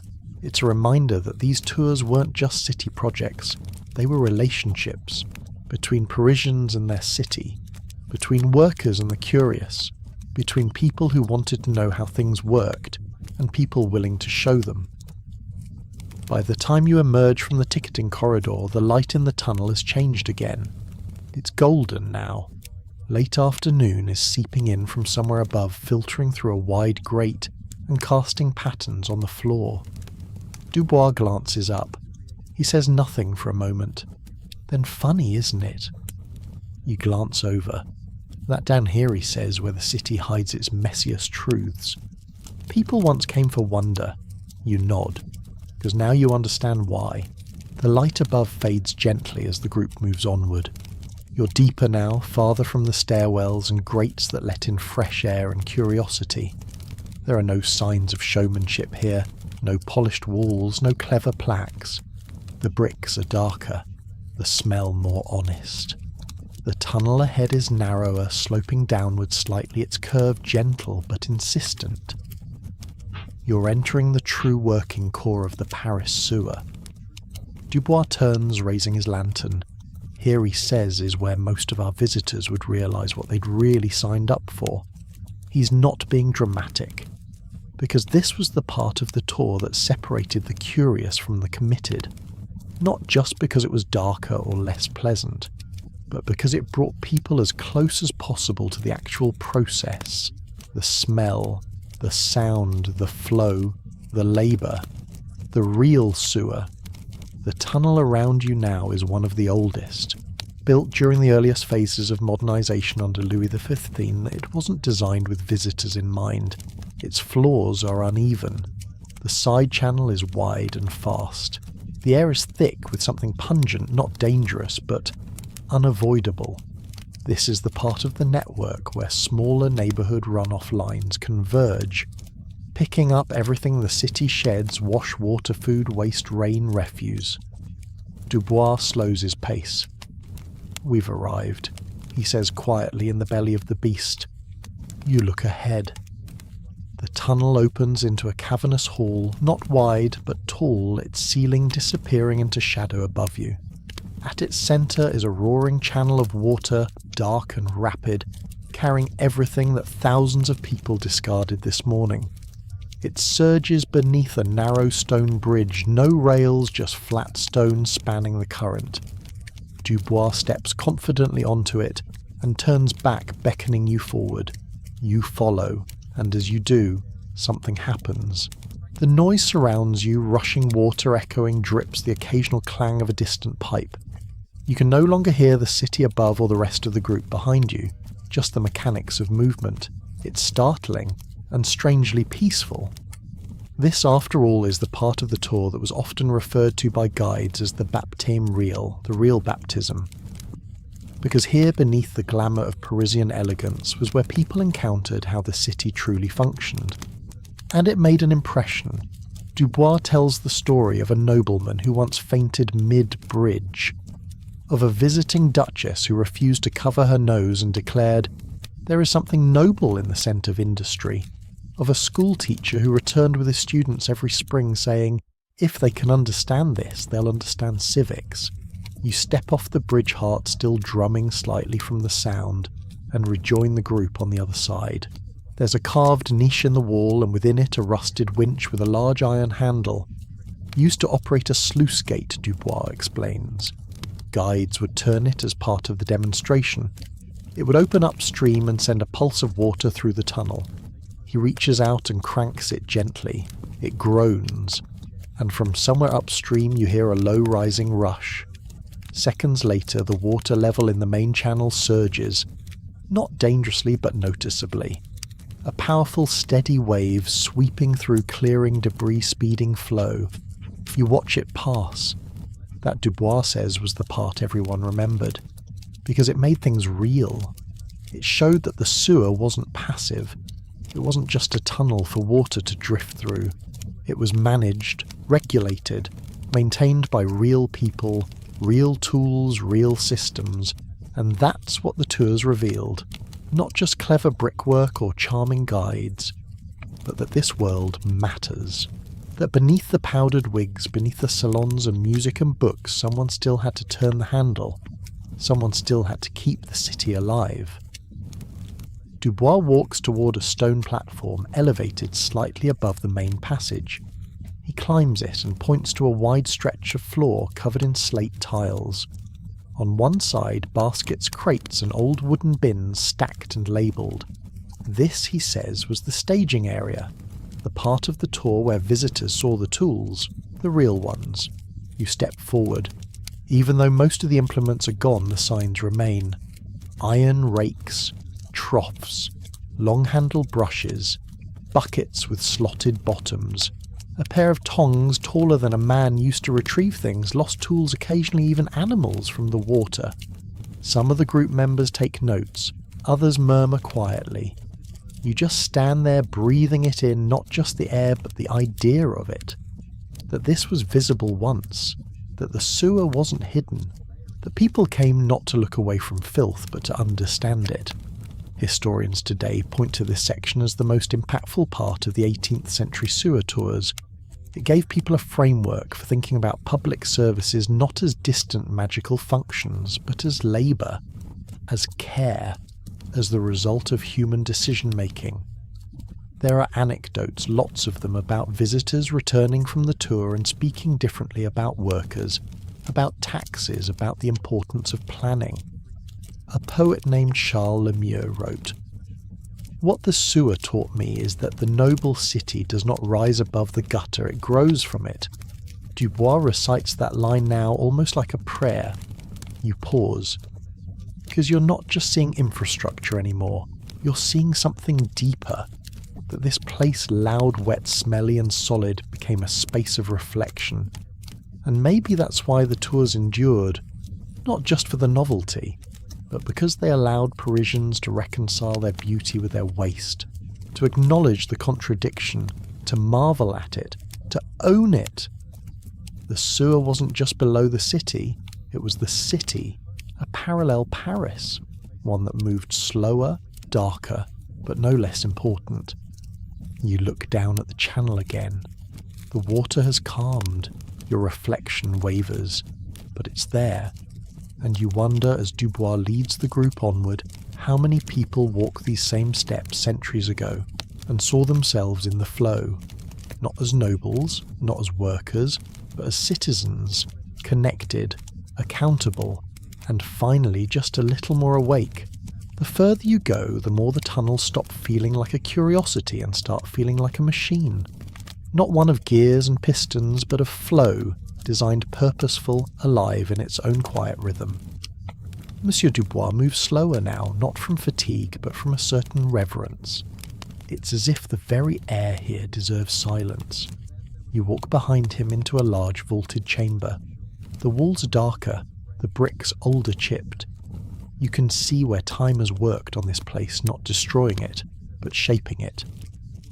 The path leads around a central opening like a giant circular drain ringed with stone. Water spirals beneath you in a deep vortex, disappearing into blackness. Dubois calls this place Le Cœur, the heart. From here, he says, Paris exhales. You pause listening. There's no birdsong, no bells, just water rushing deep beneath the stone. It hums through your feet like a distant drum. This is where everything goes. Every drop from every wash basin, every rain puddle from the Palais Royal, every spill from a butcher's stall in Saint-Denis, it all passes through this place. You take a breath, and with it, you feel something shift. The tour is no longer about observation. Now you're inside the pulse. Dubois continues. In the 1780s, something changed, he says. People stopped seeing the sewers as just engineering. They began to see them as something more symbolic. He leads you down a spiral path carved along the chamber wall. At the bottom is a narrow tunnel branching away into the dark. This tunnel, he says, was the first to be named not for a street, but for an idea. He points to the arch above. Égalité. Equality. You feel it land in your chest. This was no accident.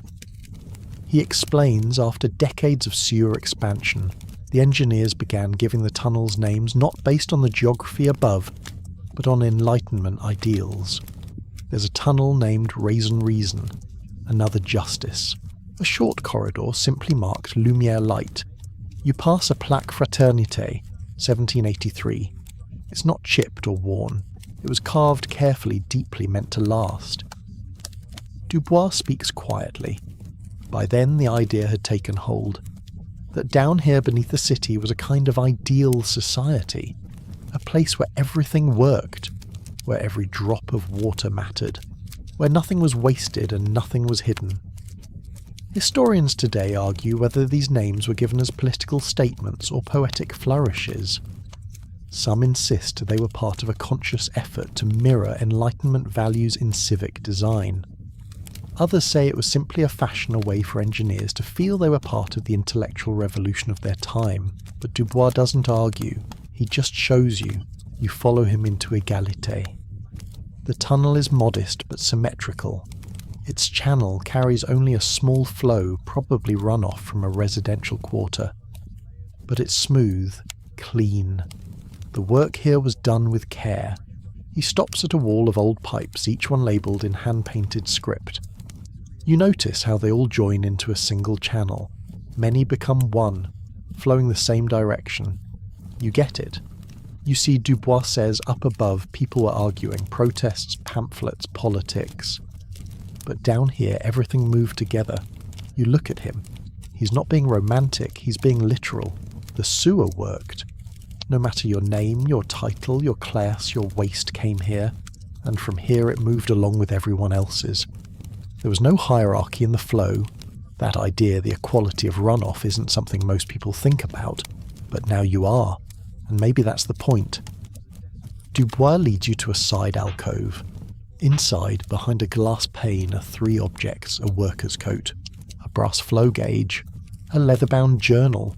This belonged to Claude Renard, he says, one of the first engineers who spoke openly about the sewer as a social model. He wrote that the order found below must someday guide the chaos above. You scan the journal through the glass. His handwriting is delicate, neat. There are charts, maps, a line underlined twice: La fonction fait l'égalité. Function creates equality. It sounds almost revolutionary, because it was. Dubois guides the group back into the main tunnel. The ceiling here is higher again, ribbed with thick arched support beams. The sound of the water is softer, less a rush, more a whisper. He stops at another plaque. This one is larger, carved in stone. Gold leaf lettering faded but still proud. À ceux qui ont vu dans les égouts une société meilleure. To those who saw in the sewers a better society. You feel something in your throat tighten, because by now this isn't just a walk underground. It's a portrait of how people once dreamed of fixing the world, not with speeches, but with tunnels, not with declarations, but with drains. Dubois doesn't say anything for a while. He lets you feel it, and you do. The weight of it, the sincerity, the stubborn, unglamorous hope of it all. That maybe, just maybe, a society could learn from a place where everything had its channel, its role, its flow. A place where nothing was too dirty to be managed, where nothing was above the system. He continues walking. You follow. Somewhere above you the city pulses with noise markets, bells, carriages. But down here in this slow, wet, echoing world, you're seeing Paris as few ever do. Stripped of beauty, stripped of politics, laid bare, and somehow all the more powerful for it. Because this, the sewer, isn't just where the city hides its shame. It's where it keeps its integrity, where ideas were turned into bricks, where flow became policy, where someone said we must do better and then got to work underground.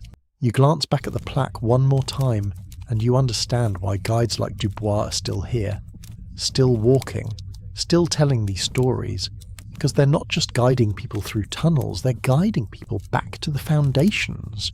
The tunnel you're walking through now is quieter than any before it, not just in sound, but in history. There are no plaques here, no polished oculi above, no signs telling you which noble walked these walls or which engineer sketched these arches. And yet something about this space feels heavier, as if the walls themselves are holding on to names you'll never read, names that never made it into tour books or inspection logs or faded plaques. Dubois walks ahead more slowly now, his lantern casting long shadows against the moss-darkened brick. He doesn't speak right away, which is unusual.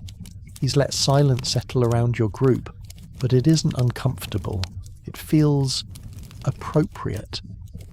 Finally he stops beside a narrow side corridor, one you wouldn't have noticed if not for his pause. It's a tight rectangular opening, barely large enough to walk through without turning sideways. This, he says quietly, is one of the old worker routes, one of the ones they didn't show on the public maps. He steps back and gestures inward, allowing your group to peer in. The tunnel is low, dark and crooked. There's a faint trickle of water inside and the unmistakable sound of a slow, continuous drip echoing off stone. They called it La Traverse des Oubliés, he continues, the passage of the forgotten. You glance at him. Why forgotten? He tilts his head, because the men and women who walked it weren't guides, weren't visitors, weren't engineers. They were the ones who cleaned, who dredged, who fixed the broken sluices by hand, often without pay, without recognition and without choice. The group falls silent again. You step closer to the edge of the passage. It smells sharper here, like wet iron, and mildew, like rotted wood and stagnant air.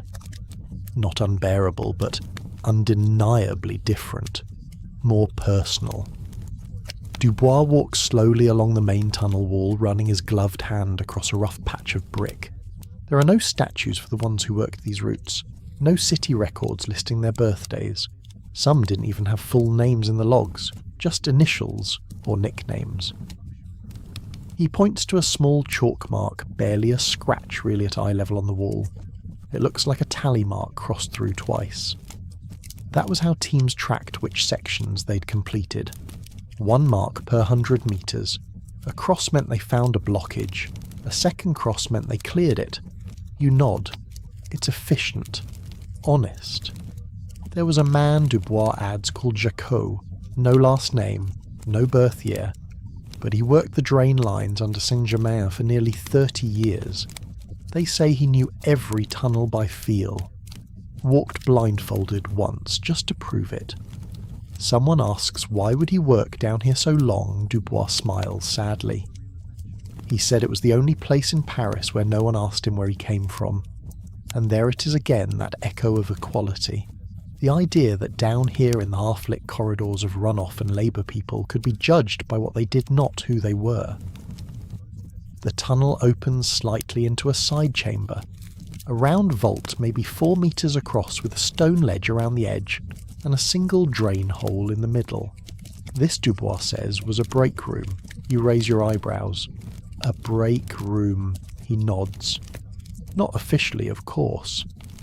But when you've walked 6 kilometres with a rake and a lantern, and the nearest exit is a quarter-hour away, you sit where you can. He gestures to the ledge. You sit. The stone is cold, damp but solid. Comforting in its way. Some say the workers would tell stories here, Dubois continues. Others would just listen to the water. One man brought a violin down once. Played until his strings snapped from the damp. You try to picture it. A man in ragged boots, bow in hand, playing for the dark. Dubois moves toward a narrow alcove carved into the wall. Inside is a rusted tin lantern, its glass long shattered. Next to it on the floor, a small wooden box. He opens it gently. Inside are folded scraps of cloth, a broken spoon, a bundle of old twine, and a leather strap marked with 3 notches. We believe this was someone's kit, he says. Left behind, or maybe just hidden. For the next shift, for the next life. No one says anything for a long time.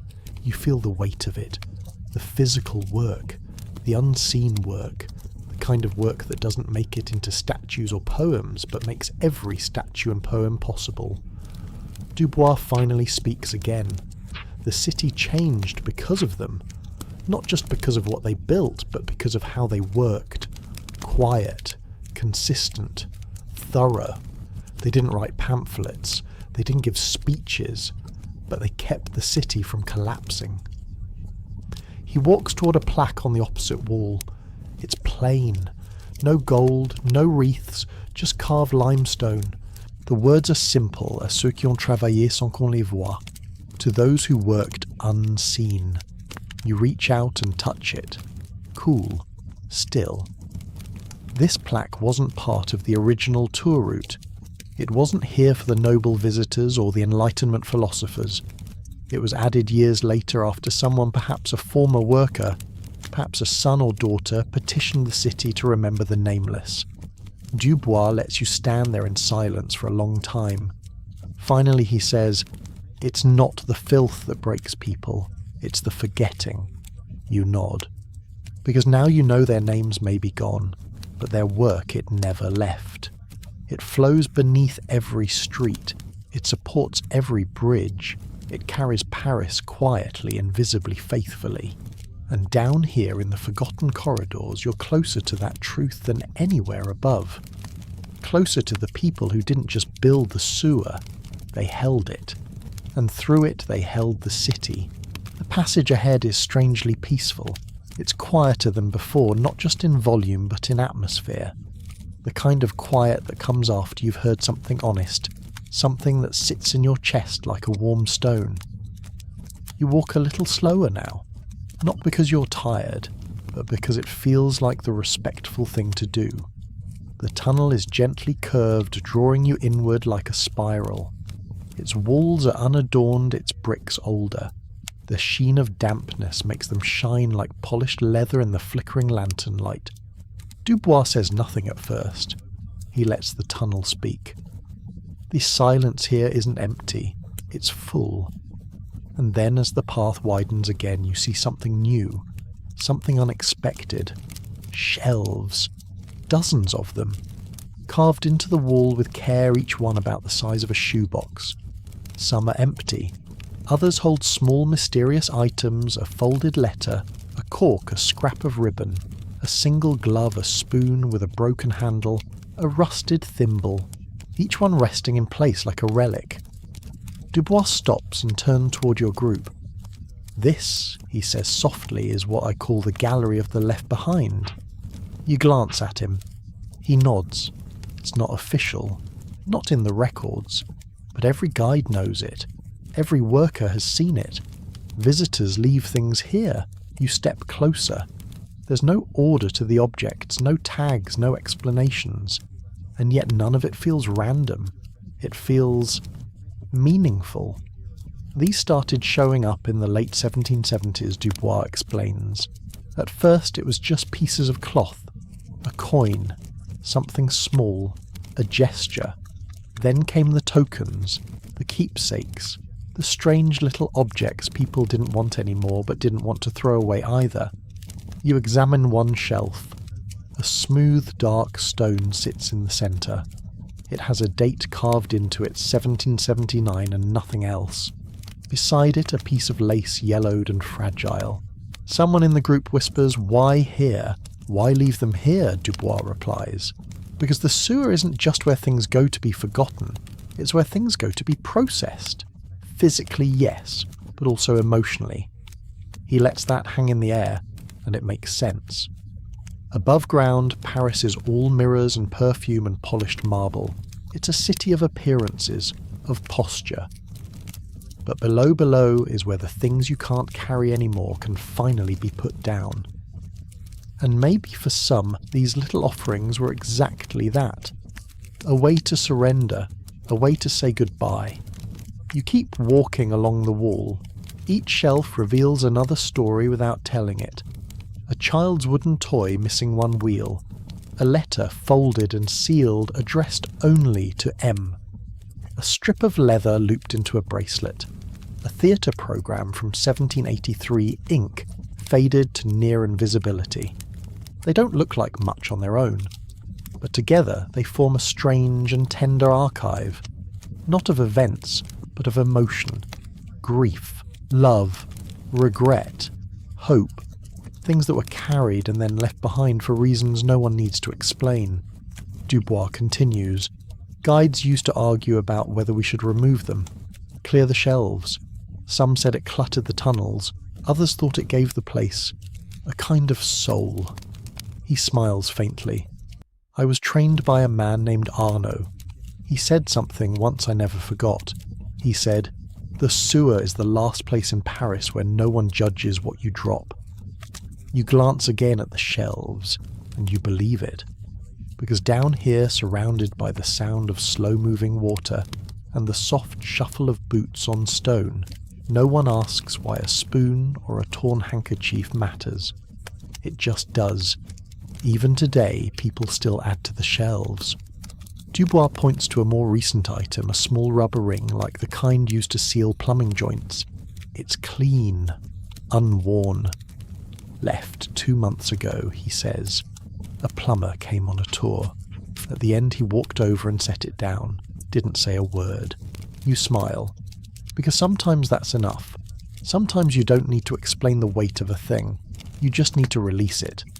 And this place strangely beautifully is made for that.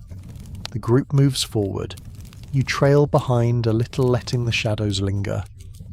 You reach one last shelf near the end of the corridor.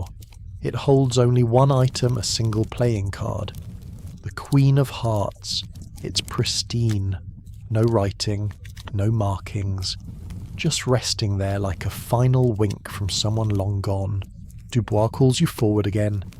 You catch up as he leads the group into a side chamber round dry and nearly silent. Here the walls are smooth and plain. no shelves, no pipes, just space. And in the centre of the room is a box, wooden, closed, about the size of a bread loaf. He kneels beside it and opens it carefully. Inside are dozens of notes, folded slips of paper napkins, even the torn corners of old ticket stubs, all covered in handwriting, some tight and careful, others scribbled. You peer over his shoulder. They're messages, left by visitors. Some say thank you, some say goodbye. One reads, "You helped me breathe." Another, "I forgive you, it's okay now." Dubois doesn't read aloud. He doesn't have to. This room, like the shelves, isn't about history in the usual sense. It's not about kings or reformers. It's about people who came down here to see where the waste went and realised along the way that they had some waste of their own to let go of. He closes the box gently and stands. This isn't part of the official tour, he says. Never was. But some of us guides, we show it anyway. You nod. You're grateful. Because now more than ever, the sewer doesn't feel like a place that's beneath Paris. It feels like its foundation, not just of stone and pipe, but of everything that Paris is made of. People. Messy, hopeful, grieving, joyful people who love, who lose, who carry more than they should, and who sometimes need a place to put things down, even if it's just a card, or a ribbon, or a breath they've been holding for years. The path ahead curves gently, and as you follow it, the tunnel begins to rise. Not dramatically, just a slow, quiet incline, the kind you feel more in your legs than in your eyes. The air is still damp but lighter, not because you're near the surface, because you're approaching something else. Something with weight. Not physical weight, but meaning. Dubois walks ahead of the group, now slower than before. Not for dramatic effect, but with a kind of quiet respect. He doesn't speak at first, and neither do you. The echoes of your footsteps move ahead of you as if clearing the way. You emerge into a large circular chamber, and instantly the mood shifts. The ceiling stretches high above, forming a shallow dome. The sound of dripping water is clearer here, more melodic.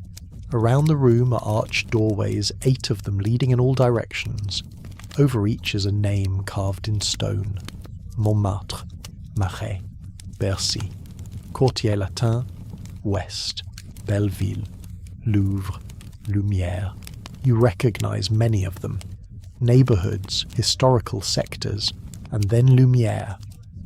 Dubois stops in the centre of the chamber. This, he says. His voice softened by the space was called the Convergence Room. You look around, the name fits. Each tunnel, each branch of the city's underground network feeds into this space. It's a meeting point not just for runoff or drainage, but for everything. This is where they ended the tours, Dubois continues. Always. He gestures to the stone floor worn smooth in the centre. Guides would bring people here and let them sit. No speech, no demonstration, just silence. You understand why. Because standing here, surrounded by all the arteries of Paris converging in one massive breath, something settles inside you. A realization not loud, not grand, just quiet. That this is what it was always leading to. The history, the engineering, the myths, the symbols, all of it flows here. Dubois reaches into his coat pocket and pulls out a small leather-bound notebook. Its cover is worn, edges curled from use.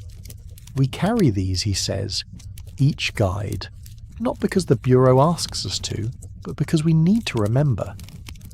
He opens it slowly. Inside are pages filled with notes, not technical diagrams, not maintenance schedules, but reflections, moments, fragments of memory. He reads a few aloud. April 14th. Rain outside. A woman asked if the water here ever stops. I told her no. It waits sometimes, but it doesn't stop. October 3rd. A child pointed to the dark tunnel and said, "That's where the city dreams." June 21st. First tour back after my father passed. I didn't speak much. Let the tunnel say it. Each line is brief, simple, but together they are a record not of the system itself, but of its impact. Dubois closes the book. "We used to sit right here," he says, tapping the floor, after the visitors left, just for a moment, to breathe. Because even when the tours were done, the water was still moving. The sewer didn't care about our schedules. You walk to one of the stone benches set into the wall and sit. The cold seeps through your coat, grounding you. Above, the faintest trickle of water echoes like a metronome, and you start to notice something else. This place isn't designed to impress, not like the theatres above ground. There are no chandeliers, no carvings of cherubs or triumphal arches, and yet it humbles you. Because it's here in this damp, echoing chamber that you realise the Paris sewer isn't just about sanitation, it's about connection.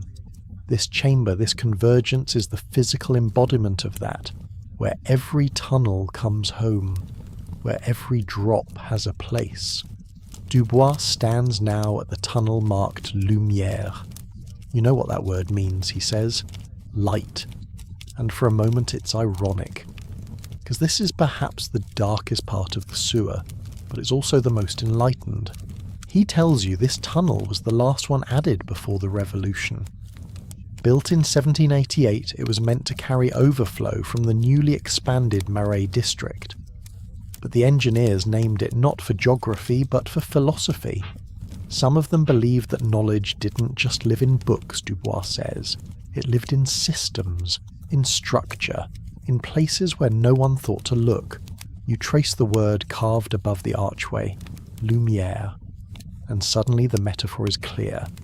This isn't just where waste meets, it's where truth does, where illusions are flushed out and what remains is practical, real, quiet. Dubois walks a slow circle through the chamber. There's a story he begins about a guide who led his final tour here in 1789, just weeks before the Bastille fell. The guide's name was Roux. He had led tours for 21 years. The night of his last tour, he told his guests that this room represented everything he loved about Paris, not the gold, not the grandeur, but the fact that beneath it all someone had made a plan. Someone had said, "We can manage this." That Roux said is civilization. You sit in silence for a while, and you begin to realise this wasn't just the end of the tour, it was a kind of pilgrimage to the heart of the unseen, to the structure beneath the sparkle, to the movement beneath the stillness. Dubois finally breaks the quiet. "I don't know what people expect when they come down here. Some think it'll be a spectacle. Some think it'll be disgusting. Some come to make fun of it." He turns. But most, he says, leave different. You understand. Because in this chamber, this unglamorous, symmetrical, echoing space, you've been shown something rare. A system that doesn't need praise to keep working. A structure that carries your burdens even when you forget it's there. A city that remembers what it owes to the dark. And as the water slips past, unhurried, unbothered, you think, let the world change. Let the surface churn. Let revolutions come. Below the tunnels will hold. The water will flow, and Paris will go on. Leaving the convergence room behind feels a little like waking from a long, heavy dream. Your steps are slower now, not because you're tired, but because you don't want to disturb what you've just experienced. That chamber, the heart of it all, stays behind you, but its rhythm, its hum seems to follow, as if something in the water has entered your thoughts and now travels with you. Dubois leads the group into a passage that feels lighter. Not in illumination. Your lantern still casts the same flickering amber glow, but in atmosphere. The tunnel ceiling is higher, the walls wider, and there's a faint, constant breeze that moves past your face like a sigh. The air here is fresher, and with it comes a different kind of story. A story of what happens next. We've talked a lot about the past, Dubois says, his voice echoing gently off the stone. But Paris didn't stop building down here. He gestures upward where a metal pipe runs along the arch of the ceiling. It's newer than the rest, painted marked with faded stencils. By the 1800s, he continues, the sewer became more than just a place for water and waste. It became a space for experimentation. You follow him into another corridor, this one lined with heavy iron grates. Behind each, a narrow shaft descends deeper into darkness, the air wafting up cooler and metallic. These, Dubois says, are ventilation towers. The engineers began installing them after a series of accidents, gas build-ups, workers collapsing. So they opened the lungs of the city. He runs his fingers along one of the iron bars. They made it breathe. You keep walking and the corridor begins to slope downward again, though gently, like the arc of a thought. It leads you to a large chamber where several wide pipes converge. There's a platform here elevated slightly above the flow, with a handrail and a set of stairs leading into the water channel. This, Dubois says, was one of the city's first full-scale testing zones. He explains by the mid-19th century Paris was changing fast, population booming, industry rising, and with that came new challenges, pollution, flooding, disease. The sewer, once a marvel of Enlightenment elegance, needed to evolve. So it did. Here, deep below the streets, engineers built a lab. Not of beakers and burners, but of bricks and flow. They redirected channels, added valves, designed new cleaning systems. They tracked how quickly water moved, how long solids settled, how gases built and released. Some guides call this area the workshop, Dubois says. Others call it the forge. You can see why. It feels like a forge, not of fire, but of ideas. You pass a wall of metal gauges, many rusted in place, but some still intact. Pressure dials, flow meters.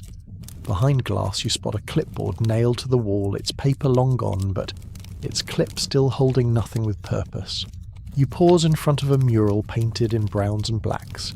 It's simple, a group of men in boots and vests standing in a row holding tools. One man is holding what looks like a blueprint. They called themselves Les Mécaniciens de l'Ombre, Dubois says. The mechanics of the dark. You smile, because it's fitting. The workers who came after the Enlightenment weren't concerned with symbols or noble ideals. They were focused on making it better, faster, cleaner, safer. They changed how water was pumped, Dubois continues. They invented new ways to filter runoff. They laid the groundwork for modern sanitation all down here in tunnels that still bore the marks of 18th century labour. Historians often skip this era. It's not as poetic as the early sewer tours, not as dramatic as the Revolution. But the innovations forged in these tunnels are the ones that kept Paris from drowning literally and metaphorically. You walk past a pipe junction where rust has bled like paint across the bricks. There's a plaque set into the wall 1872. Premier système d'écluses automatique testé ici. 1872. First automatic sluice system tested here. It's not a glamorous sign, but it matters. Because it's a reminder that the sewer didn't just hold stories, it held solutions. In a world moving faster every year, the tunnels had to adapt. And the people who worked here didn't stop at maintenance. They became inventors, engineers, visionaries in rubber boots. Dubois guides the group into a corridor that looks newer, much newer. The bricks here are uniform machine cut. The arches reinforced with steel. Overhead a small electric light flickers weakly. This section, he says, was added in 1924, the modern era. By then, he continues, people had stopped coming to the sewers for tours. The glamour faded. The myths passed.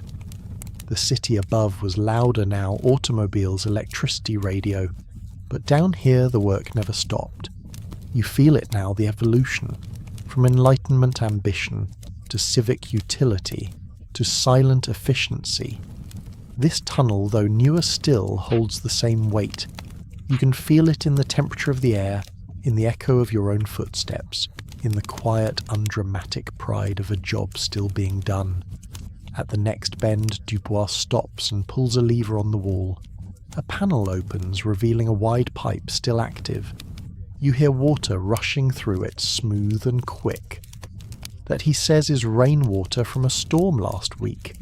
It passed through 10 neighbourhoods, 5 valves, and ended up here. Routed, directed, managed.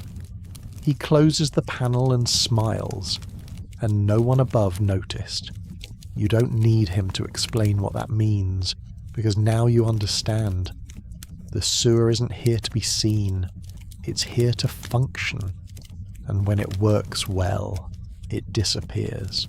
But the people who walk these tunnels, the ones who guided, who cleaned, who built, who reinvented, they were never just workers, they were guardians of the city, of its systems, of its breath.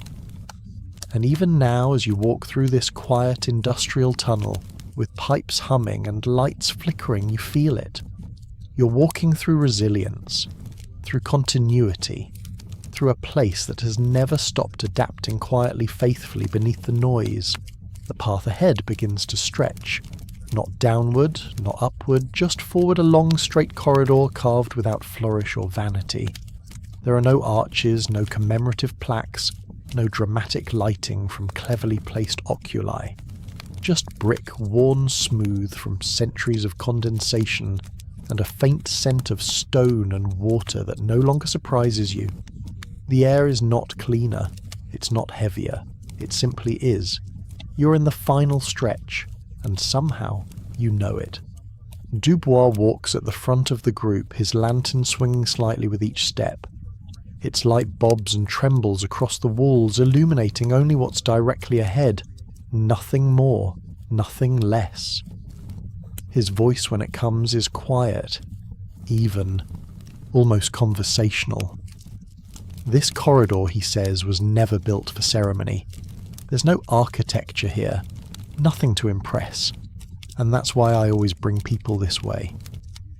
You walk in silence behind him, your boots echoing softly off the low ceiling. The tunnel isn't cramped, but it's intimate. You're close enough to hear the drip of a tiny leak somewhere behind the wall, the faint trickle of water somewhere ahead. Then he adds almost offhand, this was where the old guides ended their tours, the ones who didn't care for applause. You glance at the walls, there are no decorations, but then you see it. A small mark, carved low just above the waterline. A triangle. Below it the initials LJ. Every guide Dubois explains left something, a mark, a moment. Not for show, just to say I was here. I did this. You begin to notice them, subtle, tucked away. VG next to a small flower etched into the mortar. 86 with no initials, just a quiet year. Je pars en paix. I leave in peace. It's not vandalism. It doesn't feel rebellious. It feels like closure. Like people putting themselves back into the stone before stepping into the world above again. The group slows. The tunnel demands it. The longer you're in this space, the more your thoughts grow still. The air feels sacred, not because it's special, but because of what it lacks. There's no pressure here, no stories to perform, no symbols to interpret, just the sound of moving water, and the presence of those who have come before. Dubois leads you to a side alcove. It's small, curved into the wall like a bench, but not meant for comfort. At its centre is a shallow niche, flat dry, carved about the width of your palm. Inside the niche is a folded paper, yellowed, torn at the edge, untouched by time somehow. Dubois doesn't reach for it, neither do you. Instead, he simply says, "Some people bring things down here to leave, not like the gallery we saw earlier, not trinkets, something else." He nods. Final thoughts. The paper isn't labelled. You don't know who wrote it or when, but you feel the weight of it, the gesture, to walk all this way, to carry something for so long, and then, to leave it in the dark, you step back. Further along the corridor the brick changes colour, subtle but visible in the lantern light, a different clay darker, maybe from another region, maybe from another century. Dubois runs his hand along the transition line. This is where the 19th century begins, he says, right here. He knocks gently on the stone. The engineers didn't announce it, but they knew. Everything past this point was about the future. Everything behind us memory. You cross the threshold. On the other side, everything looks the same, but feels different. The water flows faster. The walls are straighter. The system has become more efficient, but something else has changed too. The marks are gone. There are no initials here. No scratches, no dates, no symbols. The stone is quiet. The stone is working. Because that was the shift, Dubois explains. As Paris modernised, the sewer stopped being a place of reflection and became a place of purpose. Silent sealed, optimised. No more room for sentiment. No more time for names.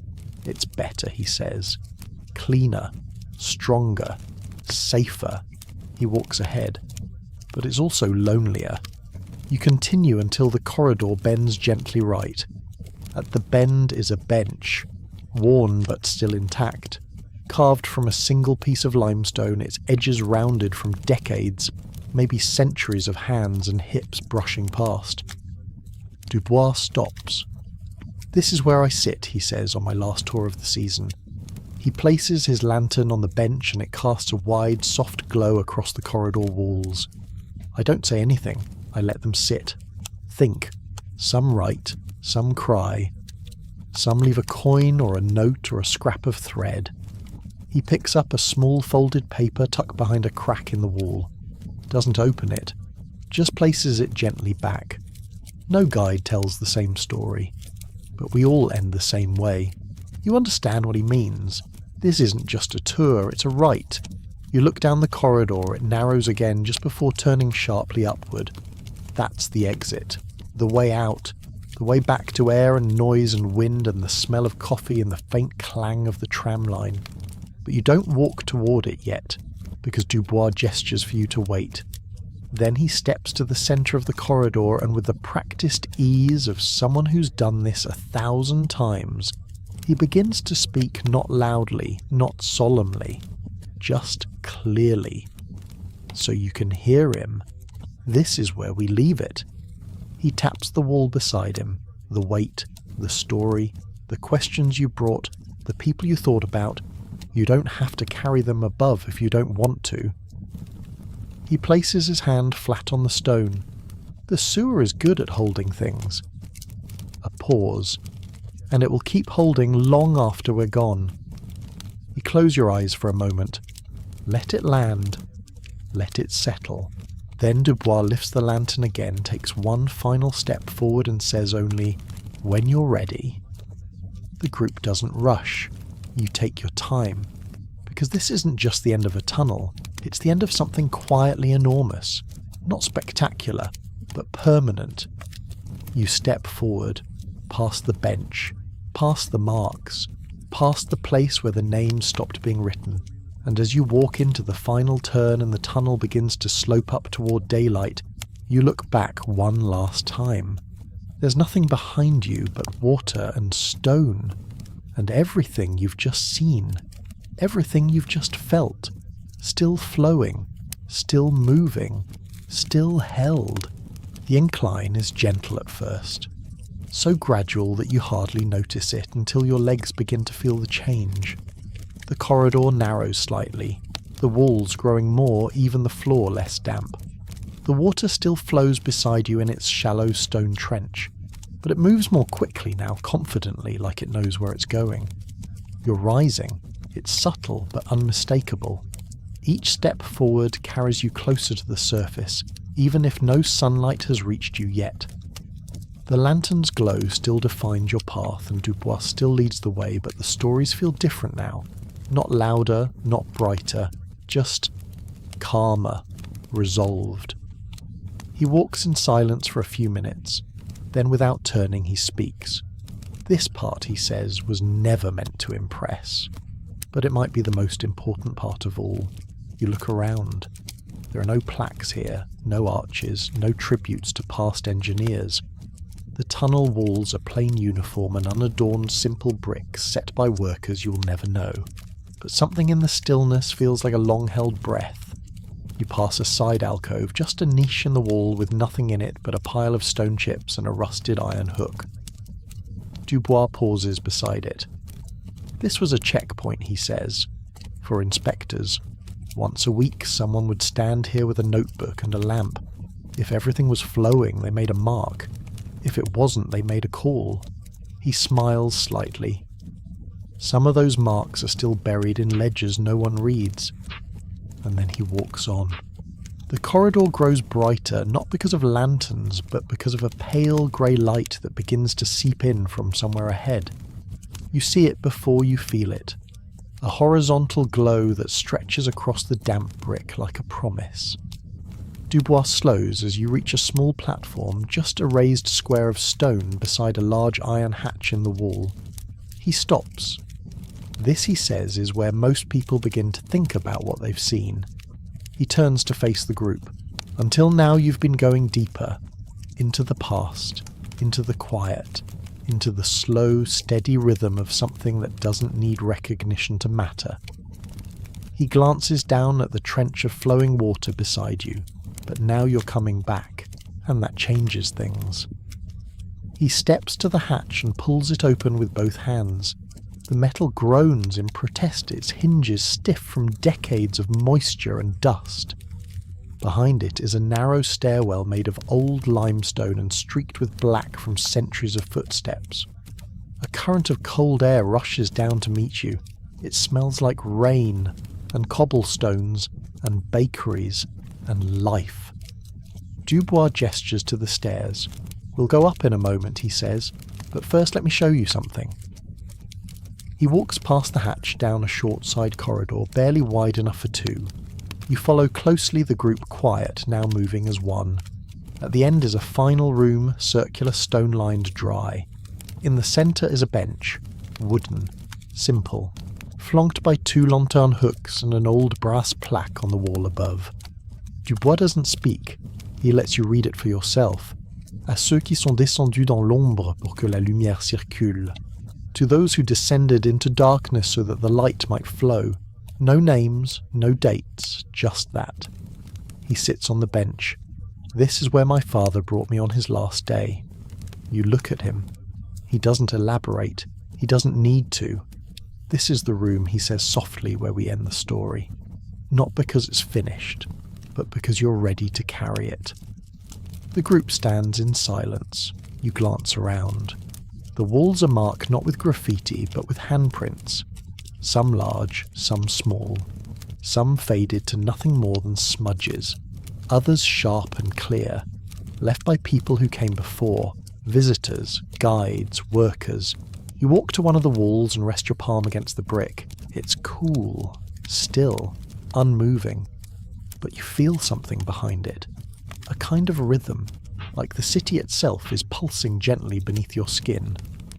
Dubois stands and lifts his lantern. He walks toward the stairwell again. This is your ascent, he says. It's not ceremonial. No trumpets, no fanfare. He smiles gently. Just steps. He begins to climb. One by one the group follows. You stay near the back, letting the weight of the chamber stay with you a few seconds longer. Then you step forward. The stairs are narrow, spiral. They twist slowly upward, and as you climb, the light grows stronger. Not bright, but honest, natural, no longer filtered through stone and water. At the top is a hatch smaller than you imagined. Dubois opens it and steps out into daylight. One by one the others follow. You're the last. You place a hand on the final stair, feel its chipped edge beneath your palm and rise. You emerge into a quiet street. Rue Geoffroy Saint-Hilaire. A corner of Paris few tourists know. A square shaded by young trees. A cafe across the road. A tram bell in the distance. The smell of fresh bread wafting from a boulangerie nearby. Above ground again. You exhale, it's louder here, faster, but you don't mind, because now you know what lies below. Dubois stands nearby, shielding his eyes from the pale sun. He turns to you and says quietly, "You made it." You nod.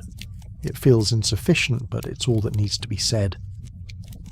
The group disperses slowly. Some linger by the drain grate, others check their phones. You glance back at the metal door embedded in the sidewalk marked only with a number N12. To anyone else it's nothing, but to you it's everything. It's the entrance to a memory, to a world beneath the world, to the part of the city no one thanks but everyone depends on. You feel changed, not in a way you can explain, but in a way that will stay. Dubois turns to leave his lantern tucked beneath his coat. He doesn't wave, doesn't bow. He just walks away, as if he knows now you understand. You turn back to the street and begin walking above ground, but not above it all, because you know now what lies beneath, and you'll carry it with you, always. The first step onto the surface feels almost like a betrayal. After hours in the tunnels beneath the bricks and boulevards, your body is adjusted to darkness, to echoes, to whispers.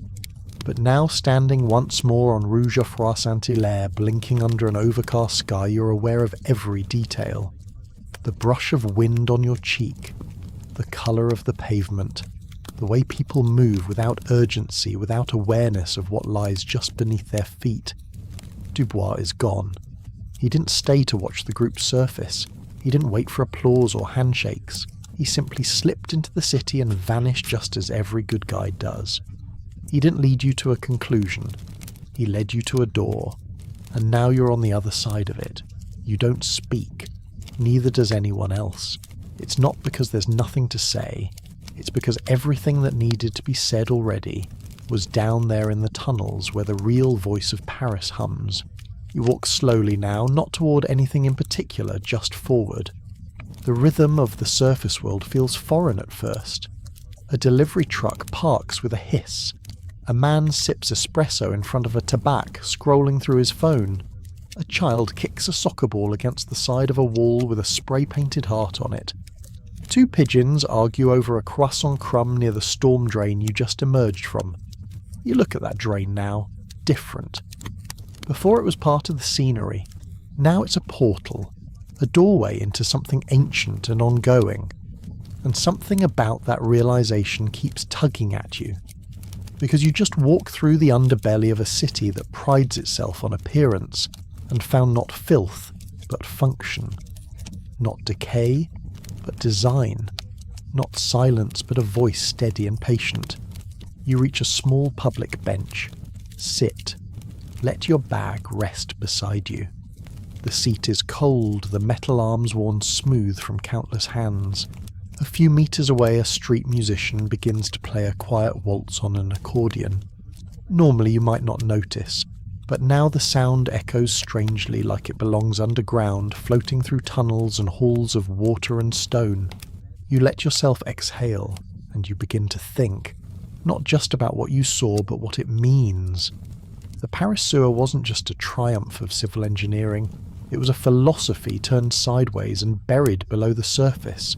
A belief that systems should carry burdens, that order can exist in darkness, that everyone, rich or poor, must depend on the same flow. And somehow, in that unseen space, the ideals of Paris, equality, fraternity, reason, felt more alive than in any palace. Because down there no one performs, the water doesn't lie, the bricks don't pretend, the work doesn't pause for applause.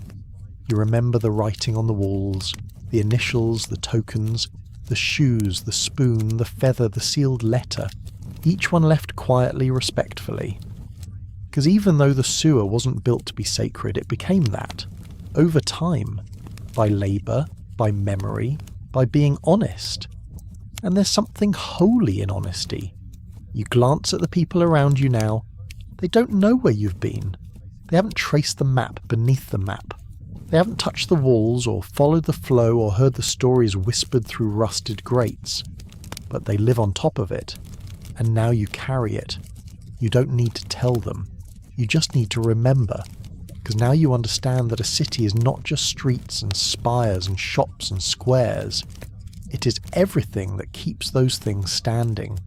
It is the pipes and tunnels and valves, the silence beneath the sound, the effort beneath the elegance. It's the people who labour unseen, who measure gravity, who rake tunnels at midnight, who patch leaks while revolutions pass overhead. You rise from the bench and begin to walk again, not toward any destination, just walking, because that's what you do in Paris. You wander, you absorb, you forget and then remember again.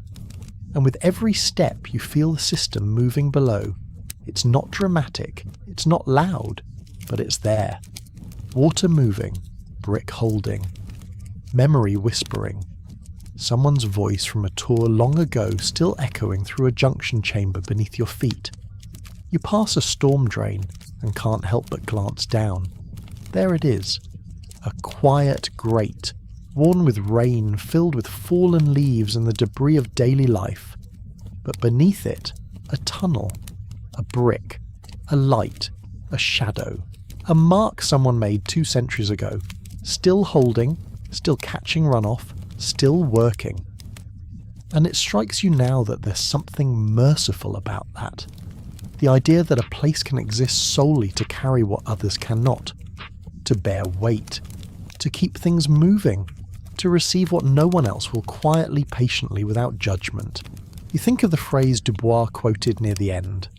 The sewer is the last part of the city where no one judges what you drop.